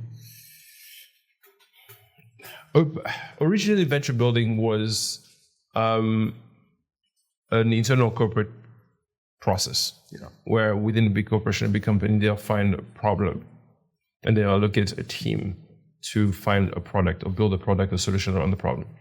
And they'll leverage the resources of the company, whether it be legal, financial, and most importantly, business development. And usually business development is finding another department of the company that would take on the product and isn't pay for it. And that venture will, in many cases, be spun off into their own entity or become another department in the companies. Yeah. Companies like Apple, one of the very early venture building. Google had a very interesting product solution where any employee of Google can come and suggest a solution or product, and Google will give them all the resources they need. They actually can be given up to 12 or to 18 months sabbatical from their job just to build that product. And hundreds of products have come out of it. In the entrepreneurship ecosystem, what it's become into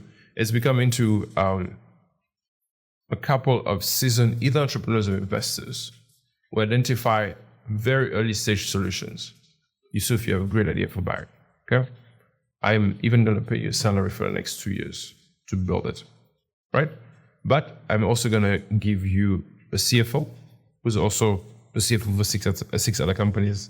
I'll give you shared resources, legal team, and now more and more they have a business development team. They say, give me your first MVP. I'm going to go to Bank of Kigali and sell it to them, right? Because I have the contacts, I have the reputation, I have the track record.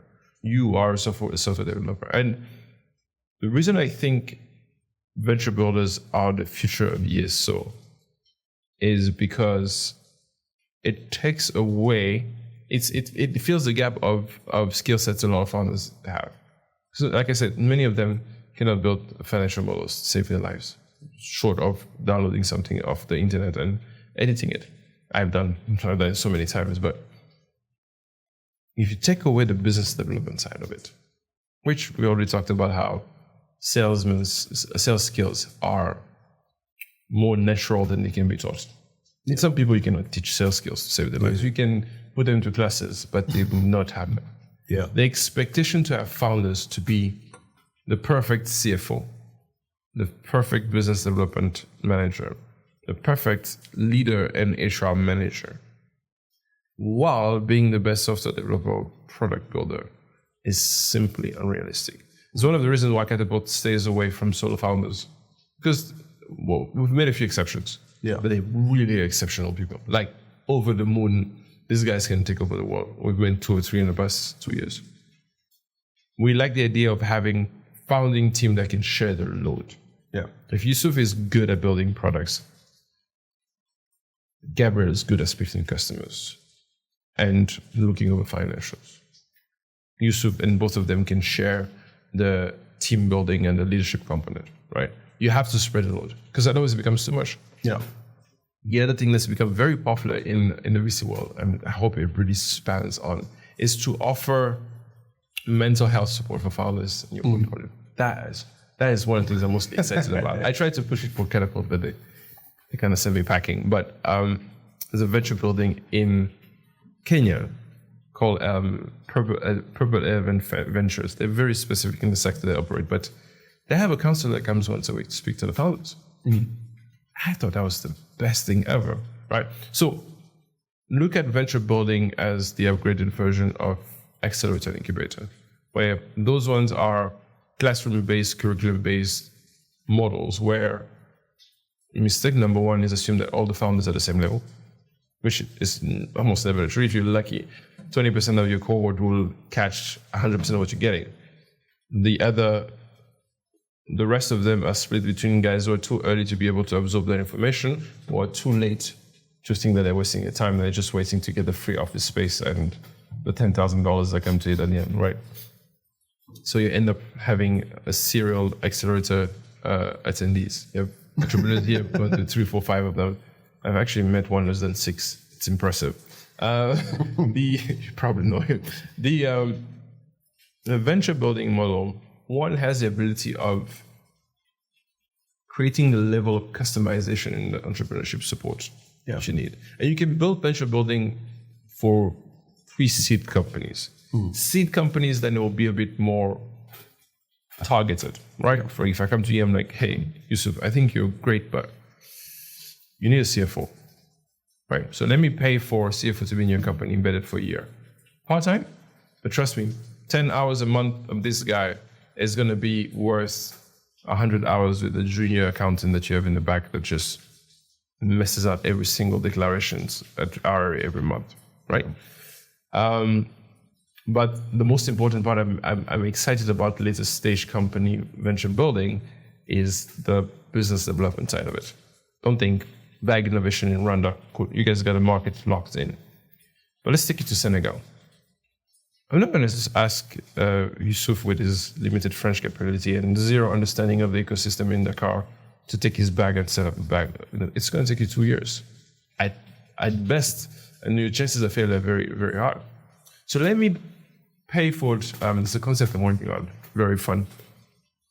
I call them new market validation studios. So you build a studio made out of operators in that market. So you go to Dakar, find a good business person in various sectors, a lawyer who understands the regulation and registration and legal framework, and a financial guy who understands the money situation in the ecosystem. And I give them the concept of bag innovation and say, hey, I want to try this here. Go fetch. And the success factor is that they will get contracts that will put money in the bank. Their job is not to review your business model. The job is not to analyze it. The job is to go find customers. And obviously make sure that the legal system and the financial makes sense. If I have one in Dakar, Accra, Abuja, Tunis, and Cairo, that and 6 markets you at least be successful into. And then you scale. You don't set up a country director there until you've gotten 2 or 3 customers. You've gotten at least 50% of the revenue you make on your original market there. Then you set up. Until then, everything can be done remotely, especially what you do. So the new market validation studio for me is the most exciting part about venture building for life, because I don't want to come into your business. You're already running your business perfect, right? If I look at slightly early stage companies like pre-seed, I'm like, hey, let's have a conversation about embedding a CFO, CTO, and a chief growth officer. Because the growth isn't just your market, growth is internal. Your leadership skills, your team interaction, your operations? How can we expand it to a point where you can absorb more customers? Yeah. Because a lot of companies don't grow, not because the market isn't there, it's because just the team isn't capable of absorbing, or just because it's so stiff in the way they do things, and you need to loosen them up a bit. Yeah. So I'm excited about venture building. I think it's the next stage in ESO. Mentorship approach paired with accelerator program hasn't really yielded the result that we have. The amount of money that DFIs have poured in accelerator program, it's very, very bad return on investment. So there's a way of doing things differently. Yeah. Incubators, man. Accelerators, incubators. Don't get me started. Hot topic. As a founder turned investor, right? There's a lot of things. You get to look at things from both the perspective of founders and the investor, right? When you were still an investor, I'm sure there was like, oh yeah, these investors don't understand this, but then now you're an investor, you're still like, yeah, these founders, they don't really understand our job is also really hard. Mm-hmm. If we make a wrong, investment, we lose a lot of money and we have to explain, where we actually messed up. So what do you think about the ecosystem, though, of tech companies in Rwanda, where it's come from when you started, and now when you are now trying to invest in it and being an advocate in your team, like, guys, please, let's help out these founders. Mm-hmm. What are some of the things that you're realizing are the biggest challenges that we have here that we don't get to talk about often enough? In the next talk that I did touch on that. I watched it as well. We watched it? What do you think? Good. Actually asked to do it as well. Yeah. I was asked to do it, and I'm glad that when you started, you're like, when they reached out to me, I was like, what am I going to talk about? Same thing. And when they say I was like, what am I going to talk about? No, yeah. But then I had some work, so I couldn't make it. But I'm glad you did it. I touched on that, and I think I stepped on a couple of toes. For a while, I thought they were not going to air it because I did that exactly. Right off the bat, I think we over-romanticized what it is to be a founder and entrepreneurship way too much. And the way we've done that is that we've put entrepreneurs on the pedestal for not doing much. And Pikiwash was one of that. One of the reasons why I think I failed was because it got to my head. Hey, I'm Mr. Pikiwash. Everybody knows me. I get invited to conferences. I get invited to summit. They ask me to speak. And it really gets to your head. If you look at, and I understand the reason why, is you need to make it attainable, reachable for most people, that you also can be an entrepreneur. But unfortunately, it stops there. It stops there because nobody sits down with. And one of the reasons I've stopped being invited to speak to some entrepreneurs, I stopped being a judge. I gave one harsh feedback to one of the founders, and she walked away crying. Really? I didn't feel good about myself, but I felt it was needed. Was the disconnection about the utopia of what entrepreneurship can be and how sexy it can be, and the reality on the ground. I'm not going to tell it to you. And I've seen that a lot in the tech industry. What Catapult has allowed me to see is to see how far the Rwanda ecosystem is compared to everybody else. Forget Kenya. Forget Nigeria. If you look at the tech ecosystem in a country like Dakar, it's impressive. They have a lot of GDP, but it's a much larger country, but they've done so much more. And the other reality is that I think a lot of tech companies, actually startups in general, are disillusioned about the size of our market. Catapult is struggling to find Rwandan companies. Not because we don't have great ideas. There isn't room for growth in the market. So if from the get-go, you're not looking at Mombasa or Dar es Salaam or Kisumu or Lusaka, you don't have to go battle in the big field. Go look for, if you deal with cooperatives and microfinances, there's hundreds of thousands of them on the continent. Just go find another market. Or at least take that into consideration. So that automatically you're interesting for Catapult. But if you said, I want to capture 50% of the Rwandan market, What is your competition going to be doing? Sleeping? No. So you have to be going for markets that are much more attractive. We're talking about going for remote jobs with some banks is going. I think it's a blank canvas. Because so far people are doing it on an individual basis. If you take 10,000 Rwandan youth and find a way for them to link them with 10,000 remote jobs, imagine the amount of dollars you're going to bring into this country. Massive, right? So, especially when it comes to the Rwanda ecosystem, I think there has to be a bit more honest and harsh conversation about the size of our market and how limiting there can be growth, at least if you want to compete on the global scale. Now, there's a very interesting market that's happening. There's a very emerging market happening in Rwanda, and that's homegrown solutions. Rwanda is very, very big on creating our own tech homegrown solutions. And a lot of it has been starting to be duplicated elsewhere. The amount of teams that have been sent to probably for West Africa to duplicate the model of the Rainbow or the digital government management systems is huge. There's a massive market there. So there's opportunity for Rwandan companies to go into to government and say, hey, can I solve this problem for you? Use our government, the government of Rwanda, as a testing ground. And I've seen that in health tech, edutech, even some companies working with Ministry of Trade. Said, hey, you guys have a tremendous amount of paperwork being processed here. Can I automate it for you? Right. Guinea and Senegal have the same problems. Then you said, hey, could you introduce me to the ambassador over there, take a flight there, present it to the government there, because you come with a structural reputation of having succeeded in Rwanda. They'll open doors for you, right? And it's a big part of what Rwanda has been successful about is creating digital homegrown solutions. And I think there's a huge market there. Because a lot of the solutions that we've created digitally, you can take it to some of the largest markets. Take one county in Kenya. You make 100 times more money than you do in Rwanda out of one county, right? So I think that's the other market about our tech ecosystem that I want to see more of. And I've seen a few of them.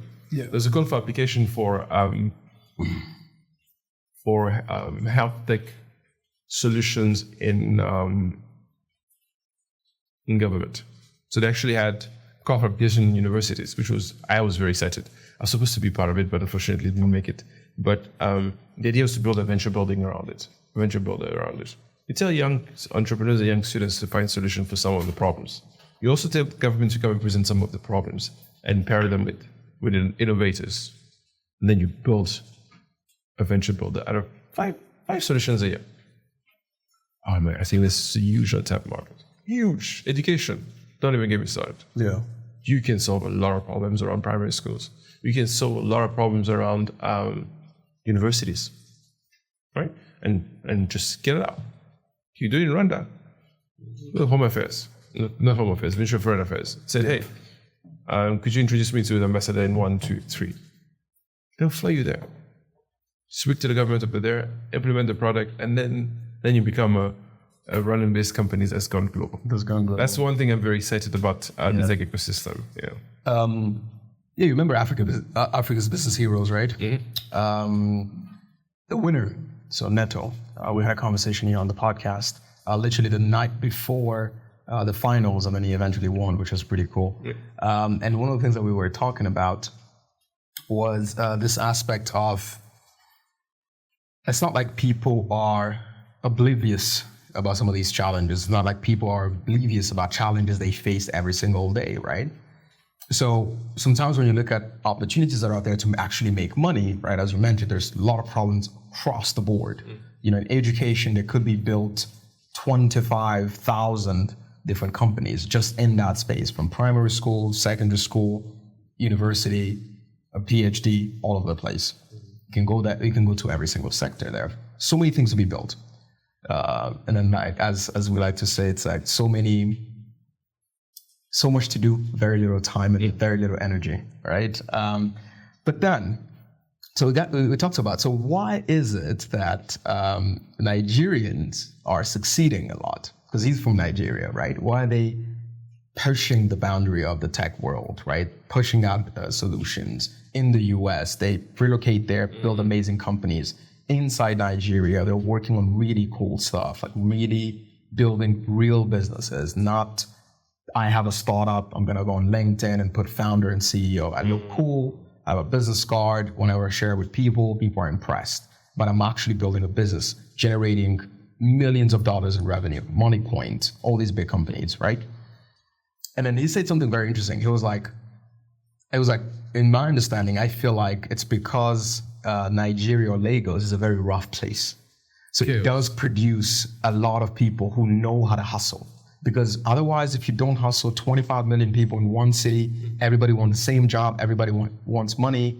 The country's not, like the people are not that successful, so everybody's hustling to make it. If you bring that mentality into the tech world, you will just be a hustler founder, right? Yeah. So as we're talking about, there's all these opportunities to grow big and whatnot, but again, from an investor standpoint, what do you feel like is limiting people from being like, okay, let's wake up, let's make it happen, let's hustle? Because I feel like there's that hustle mentality is really missing in the Rwandan founders' DNA. Let me touch on Nigeria, first of all. He's right. It's a chaotic place. And chaos breeds for innovation because people want more. And nobody is watching their back. The government of Nigeria does not look after its people. But in the same time, they have a minimum structure in place that can accelerate the hunger these innovators have, these hustlers, as you call them, right? So it's not just a matter of saying, I'm so hungry, I'm going to find a solution, I'm going to go out there and sell it. But I also have a banking system that can allow me to be the backbone of this scalability. Take into consideration, it's also a massive market. It's a huge country, right? Not just huge in the sense of population, which is important, but huge in the sense of buying power. Yeah. So there's an opportunity of coming out as a hustler out of some of the roughest place on the continent, but also jump onto a train of infrastructure, financial, entrepreneurship, ecosystem that can help you really rise to the top very quickly. So they have angel investors, they have VCs, they have a lot of government incentives, right? But it's born out of the chaos. So the chaos, for me, the chaos of the lack of basic infrastructure. Now, what I think about the case of Rwanda is that because of our history of where we come from, there was a need to build the infrastructure first. Because we have the chaos and no infrastructure. We need to build the infrastructure. While we're building the infrastructure, we've babied our young, give them everything, scholarship, job internships, send people abroad, and it was needed. Don't get me wrong, I'm not saying it was the wrong strategy, but the side effect of that is that you have numbed people's needs to be hustlers because everything is provided, everything is accessible. Everything is, obviously there's a population of the country that doesn't have access to the same resources you and I have, but unfortunately the large majority of them were given private schools, public schools, all the way to universities, and people that have given a pathway to prosperity, right? Now, I don't know if you realize, but things are changing. I'm glad you've seen the wave of new entrepreneurs there. Because now the infrastructure is there. We have a solid government, we have security, we have a financial sector that's really solidifying itself. We have KFC that's really opening up doors to outside investment to the country, and that trickles down to the population, whether you like it or not. The infrastructure is there, and there's this new wave of young entrepreneurs that are hungry, right? So we're going through this phase where everybody's kind of numb. Everybody's like, we're waiting for government, what the government will do for us. But these young bloods here coming out, I've met, some of them we met at the SIM incubator. Out of 7 companies, 3 of them were like, hey, wait a minute. Do you want to do plastic out of what? Cassava leaves? Come here. Let's have a conversation. And that's encouraging because it shows that the government of Rwanda has done a good job to create an infrastructure that people trust, to people and create events like, what's the other one you were part of recently, the big one that the Ministry of ICT does? Hunger Beach Fest? Hunger Beach Fest. Things like Hunger Beach Fest shines a light about the opportunity of what to be an entrepreneur. Getting somebody from down south to be able to create a solution and to be portrayed in a competition like this. It motivates the young.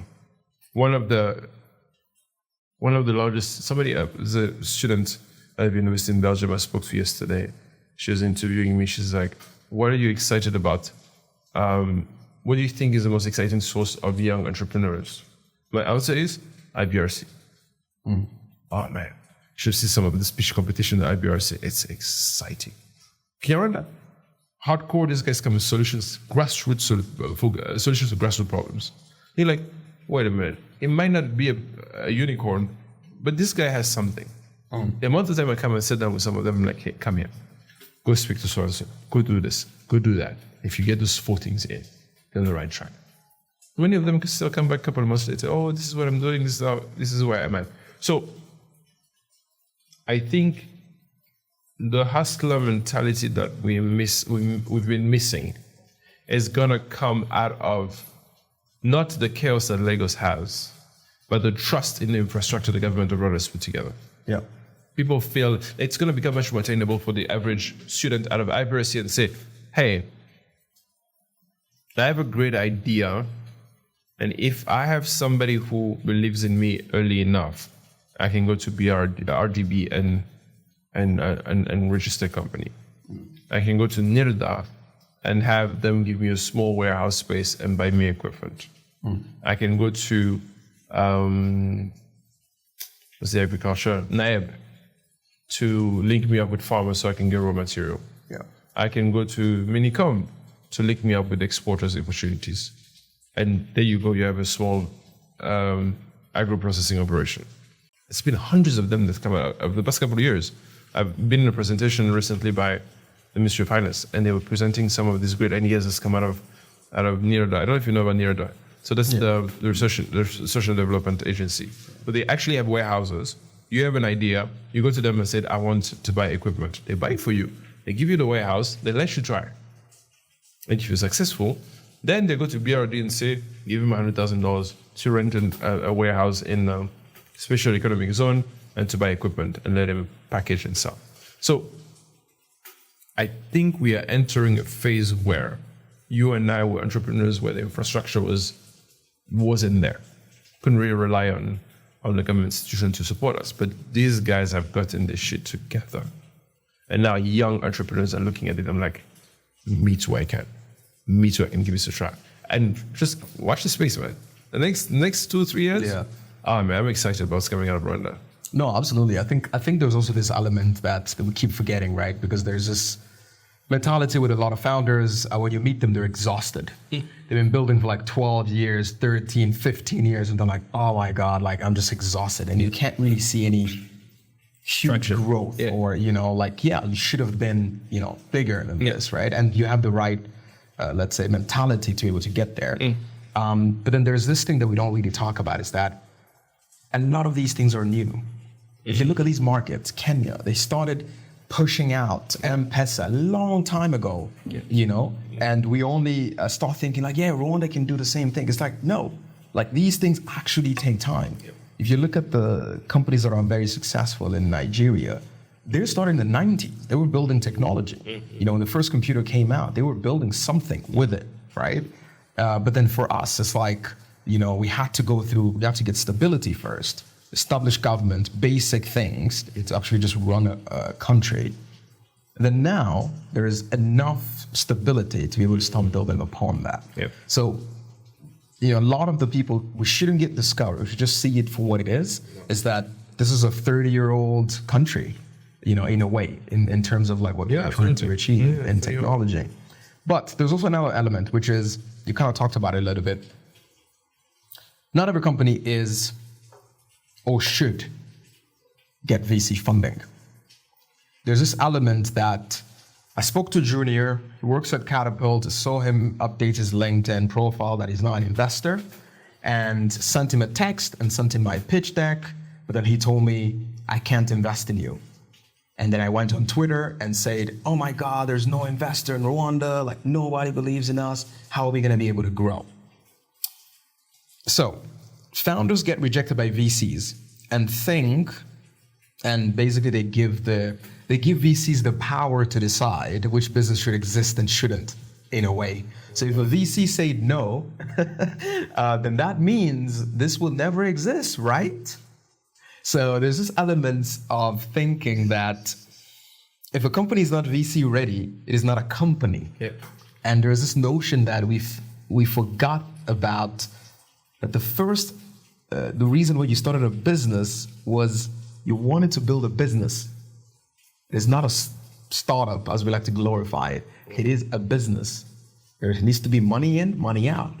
And the money in should be more than the money out. It's basic economics, right? So tell me a little bit about who should be VC focused and who shouldn't.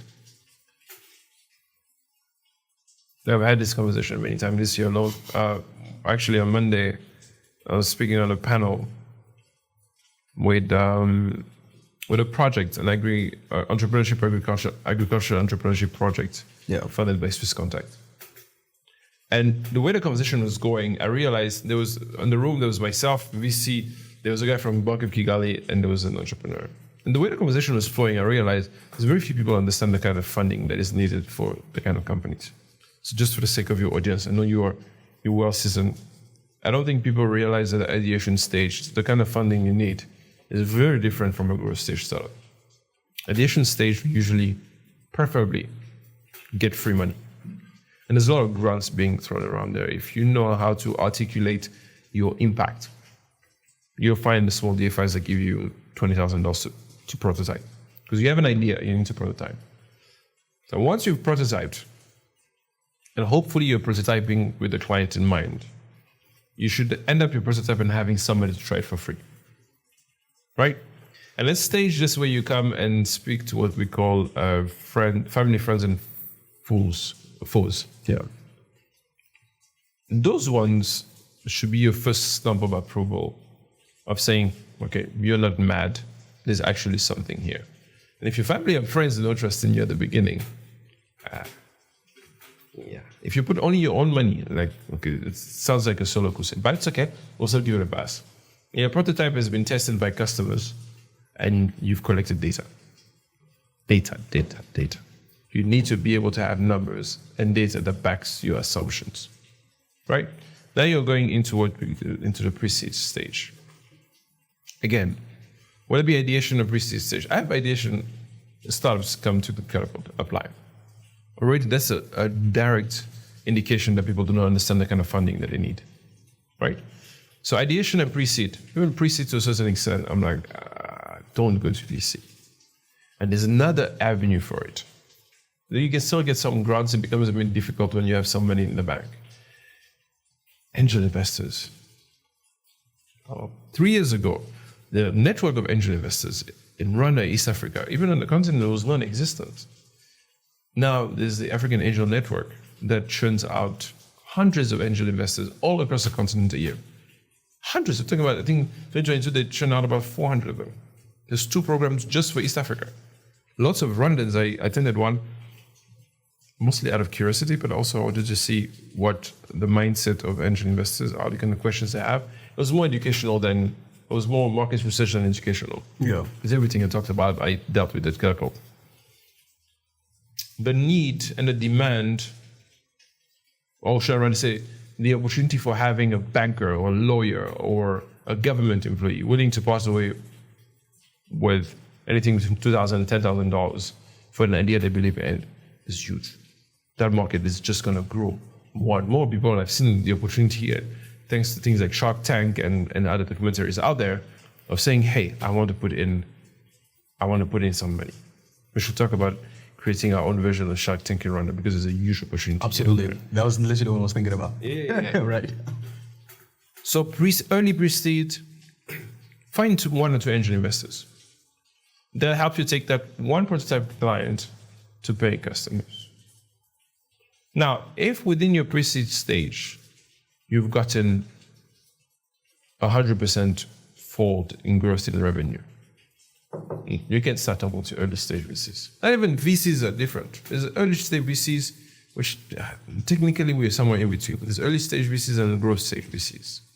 Catapult is somewhere in between. So we've done some early stage deals, we've done some growth stage deals. But again, there's a part here. That's where, between your angel investors and your early stage VCs, that's where you jump onto accelerator program. 1 preferably, 2 maximum, right? This is where you kind of beef up your skills and find one that really meets your standards, what you need, fills the gap. If you're good tech companies, don't go into a tech-based accelerator program. If you suck at finances, go for a finance-based accelerator program. Find the right mentor. It's very crucial. You usually have a year in your entrepreneurship life where you actually can really maximize on the benefit of accelerator programs. And that will bridge you over. Because if you're going through one accelerator program, you have 1 or 2 angel investors, you've got in the 3 family, friends, and foes. You take all we call the investment history, the investment background, components of what capital looks for. You're perfect, right? And then you come in and you speak to early stage VCs. They're like, okay, now you're making X amount of revenue. You have a pathway to making 3 times that in 18 months or less. Yeah. 2 years max. I'll write you a check.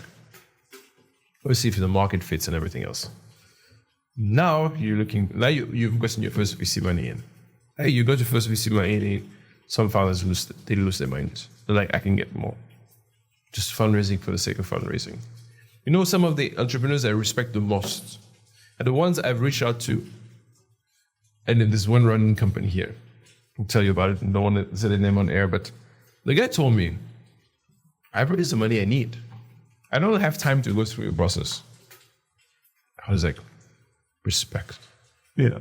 Because the industry will have you raise just for the sake of raising. If I come to you and put $150,000 on the table, I might not get another opportunity. I need to get this money in the bag, and even though the valuation, they're gonna remove $1 million of my valuation, let me take that money. No. You don't need money.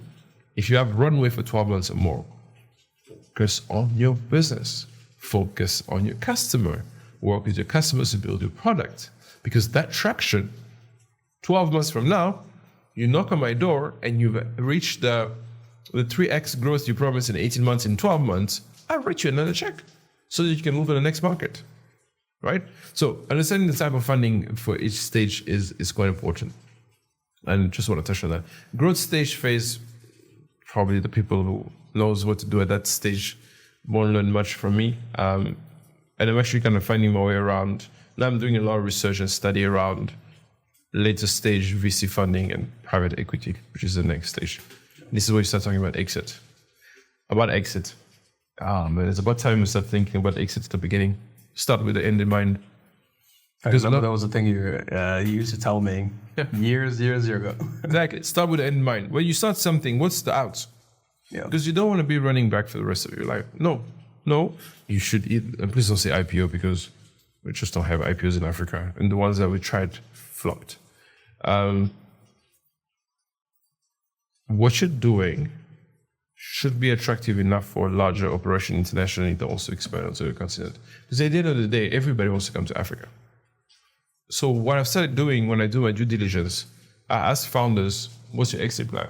Oh, we want to be acquired by Cargill. I'm like, who have you spoken to there? Oh, we haven't spoken to anybody. I'm like, so just like you're not building a product for your customers, you're not building your business for an acquisition. So take that into consideration. When you build your business, start talking about the guy who's going to buy it from you. Say, what would be the ideal company size, revenue, and valuation for you? Because for many of them, if you're too small, you don't have enough market, they might as well do it themselves.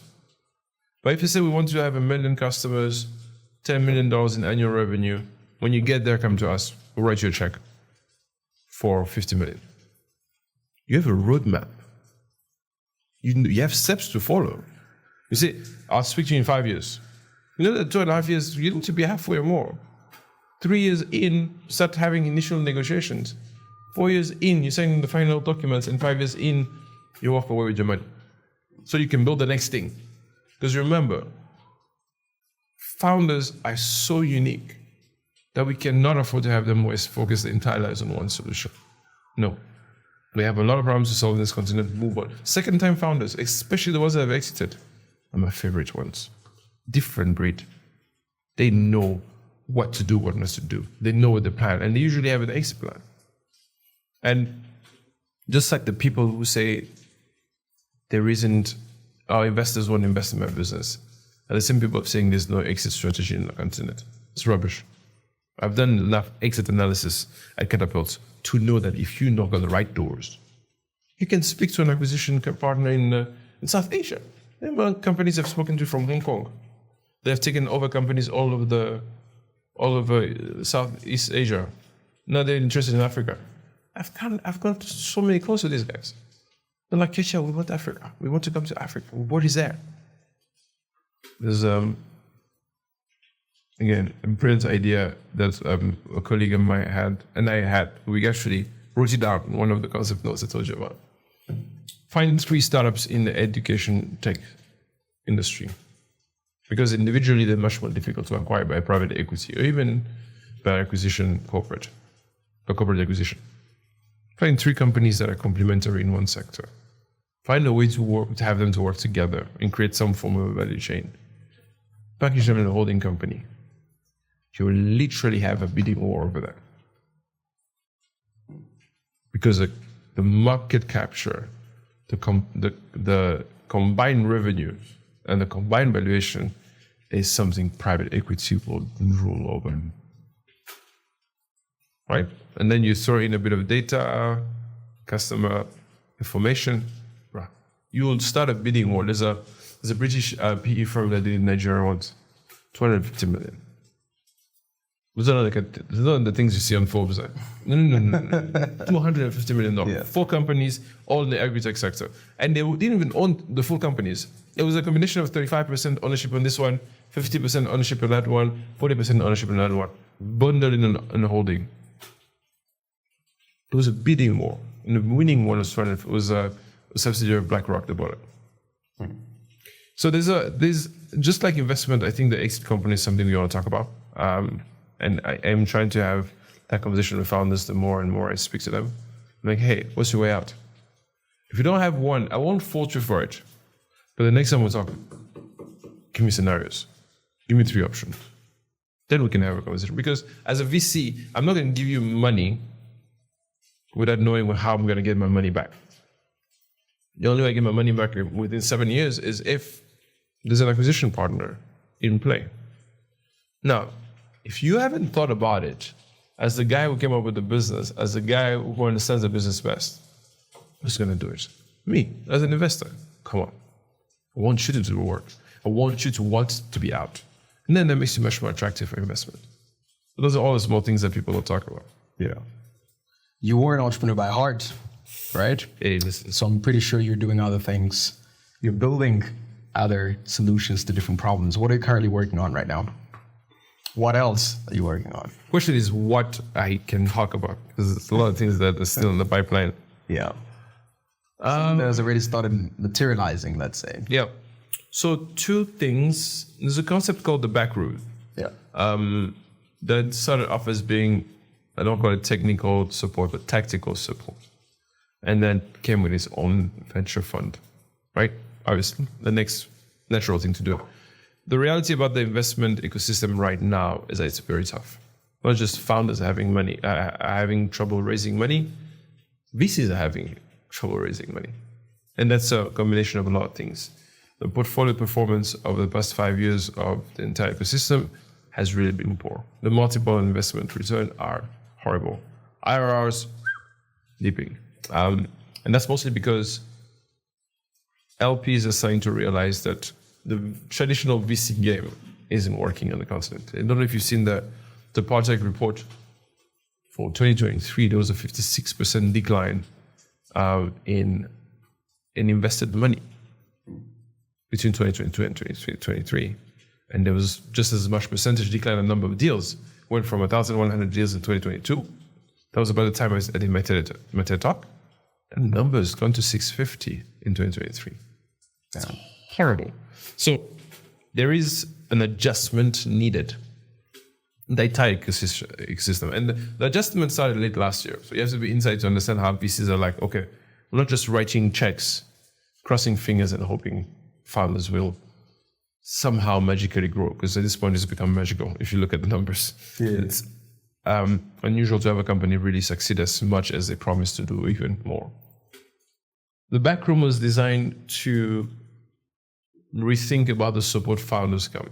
Because again, we use Western standard VC models and apply them into an ecosystem that doesn't have the infrastructure, that doesn't have the founder pool that's come from Ivy League schools, because even the American ecosystem is failing with every resources that they have. Imagine what's going to happen to ours. We don't have the market access and penetration. Remember, whether it be Europe or the US, have an integrated continent. They have integrated continent, so access to new markets is going to the next states. It's not the same as going from Kigali to Nairobi. So what are we doing about that? The backroom came in as just focusing on very, very strategic areas. That seems to be the common thread for seed stage companies, right? Applicable to some pre-seeds. Entrepreneurship support, founder support. Let me call it founder support. Yusuf, you're a fantastic technician. Your finances are crap. I'll give you a CFO.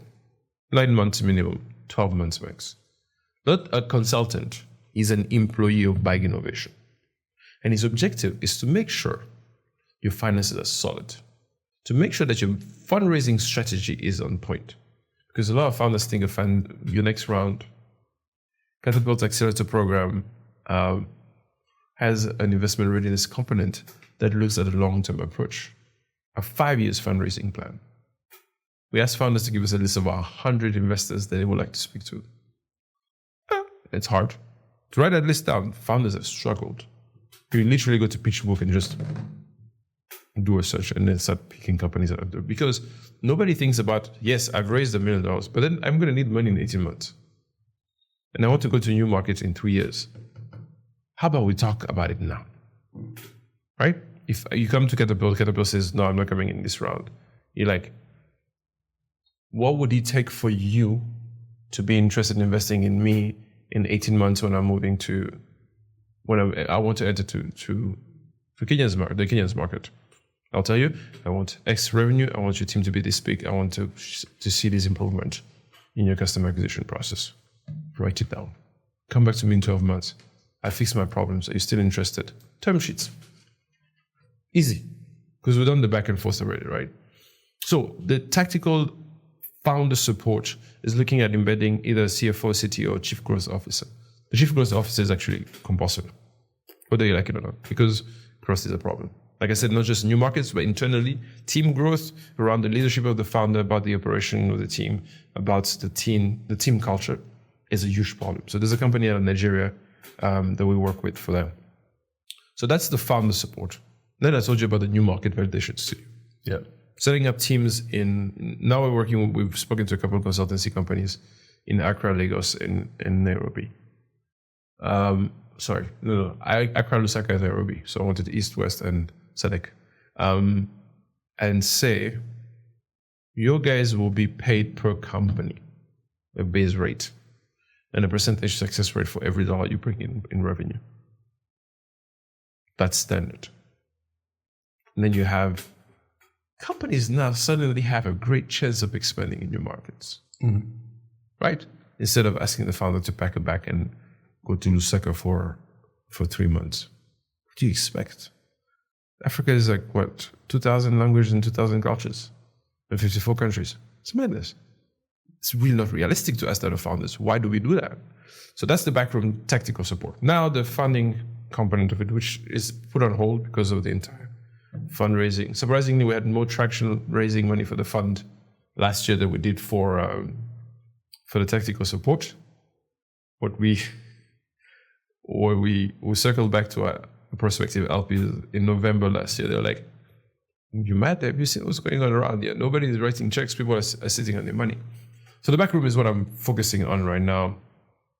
Now there's another project I'm working on, bringing a group of investors to Kigali during the BL season.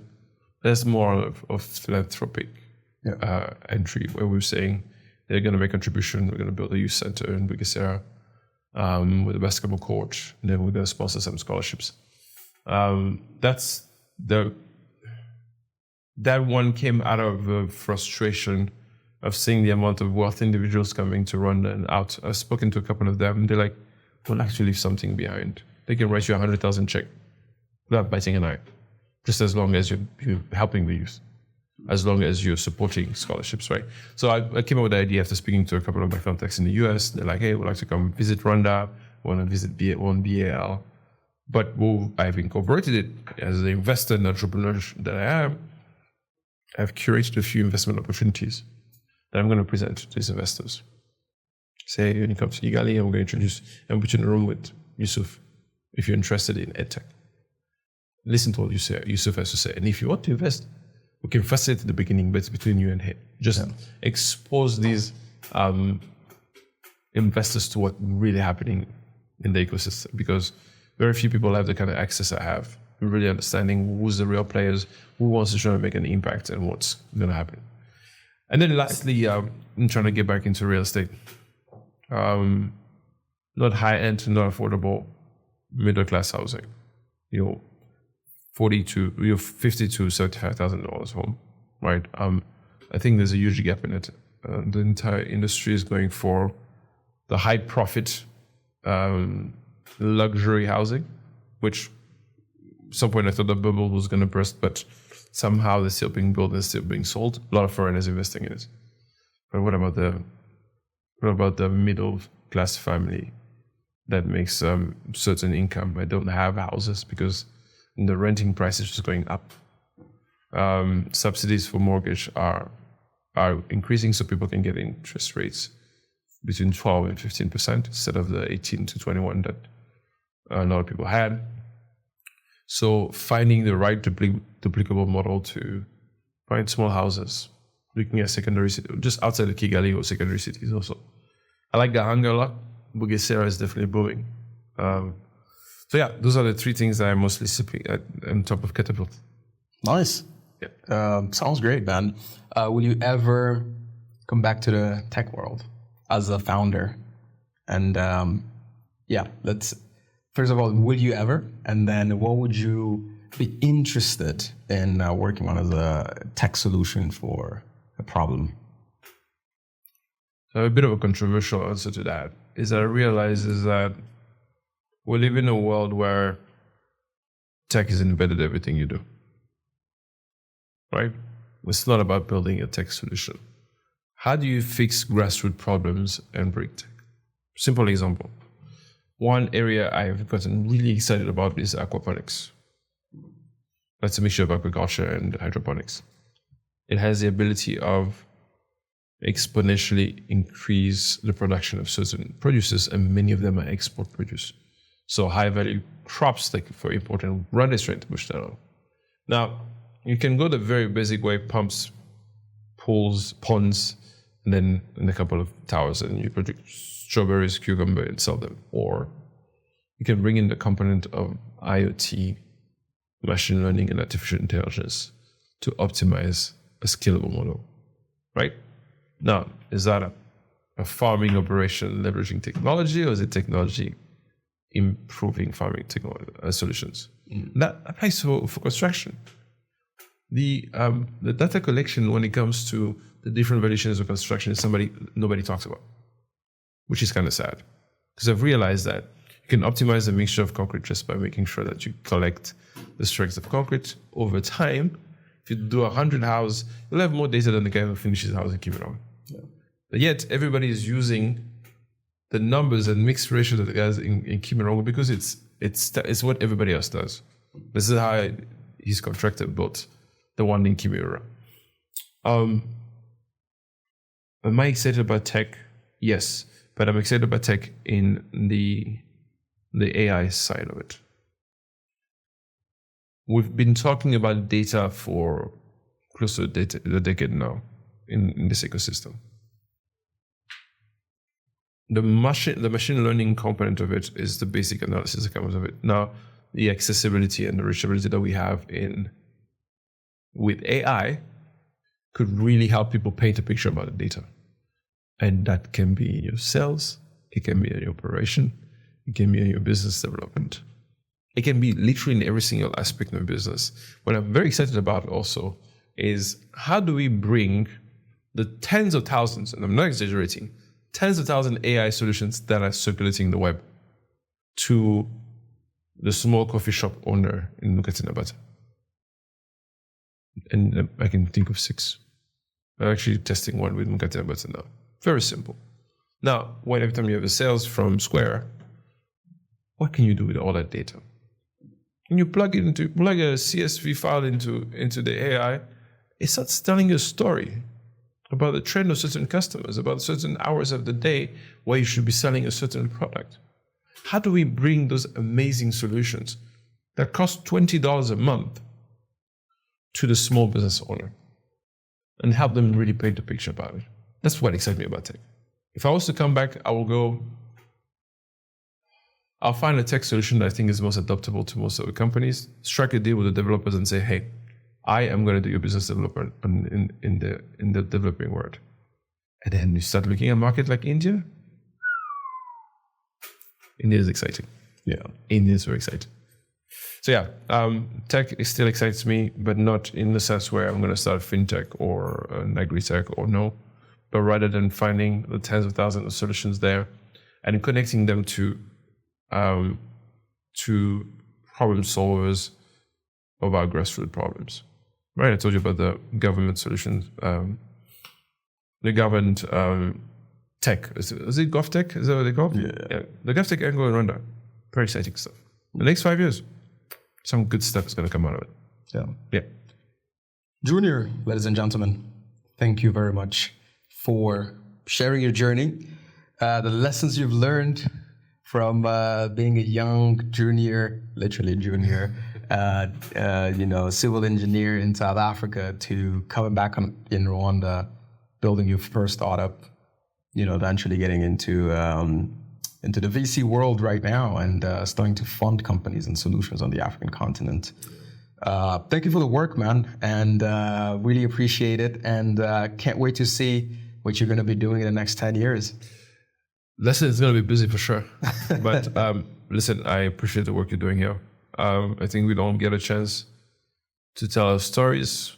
It hurts my feelings that 70% of the podcasts I listen to are people from outside. It's good to listen to local stories. I've been a big follower, and thanks for having me. Cheers, man.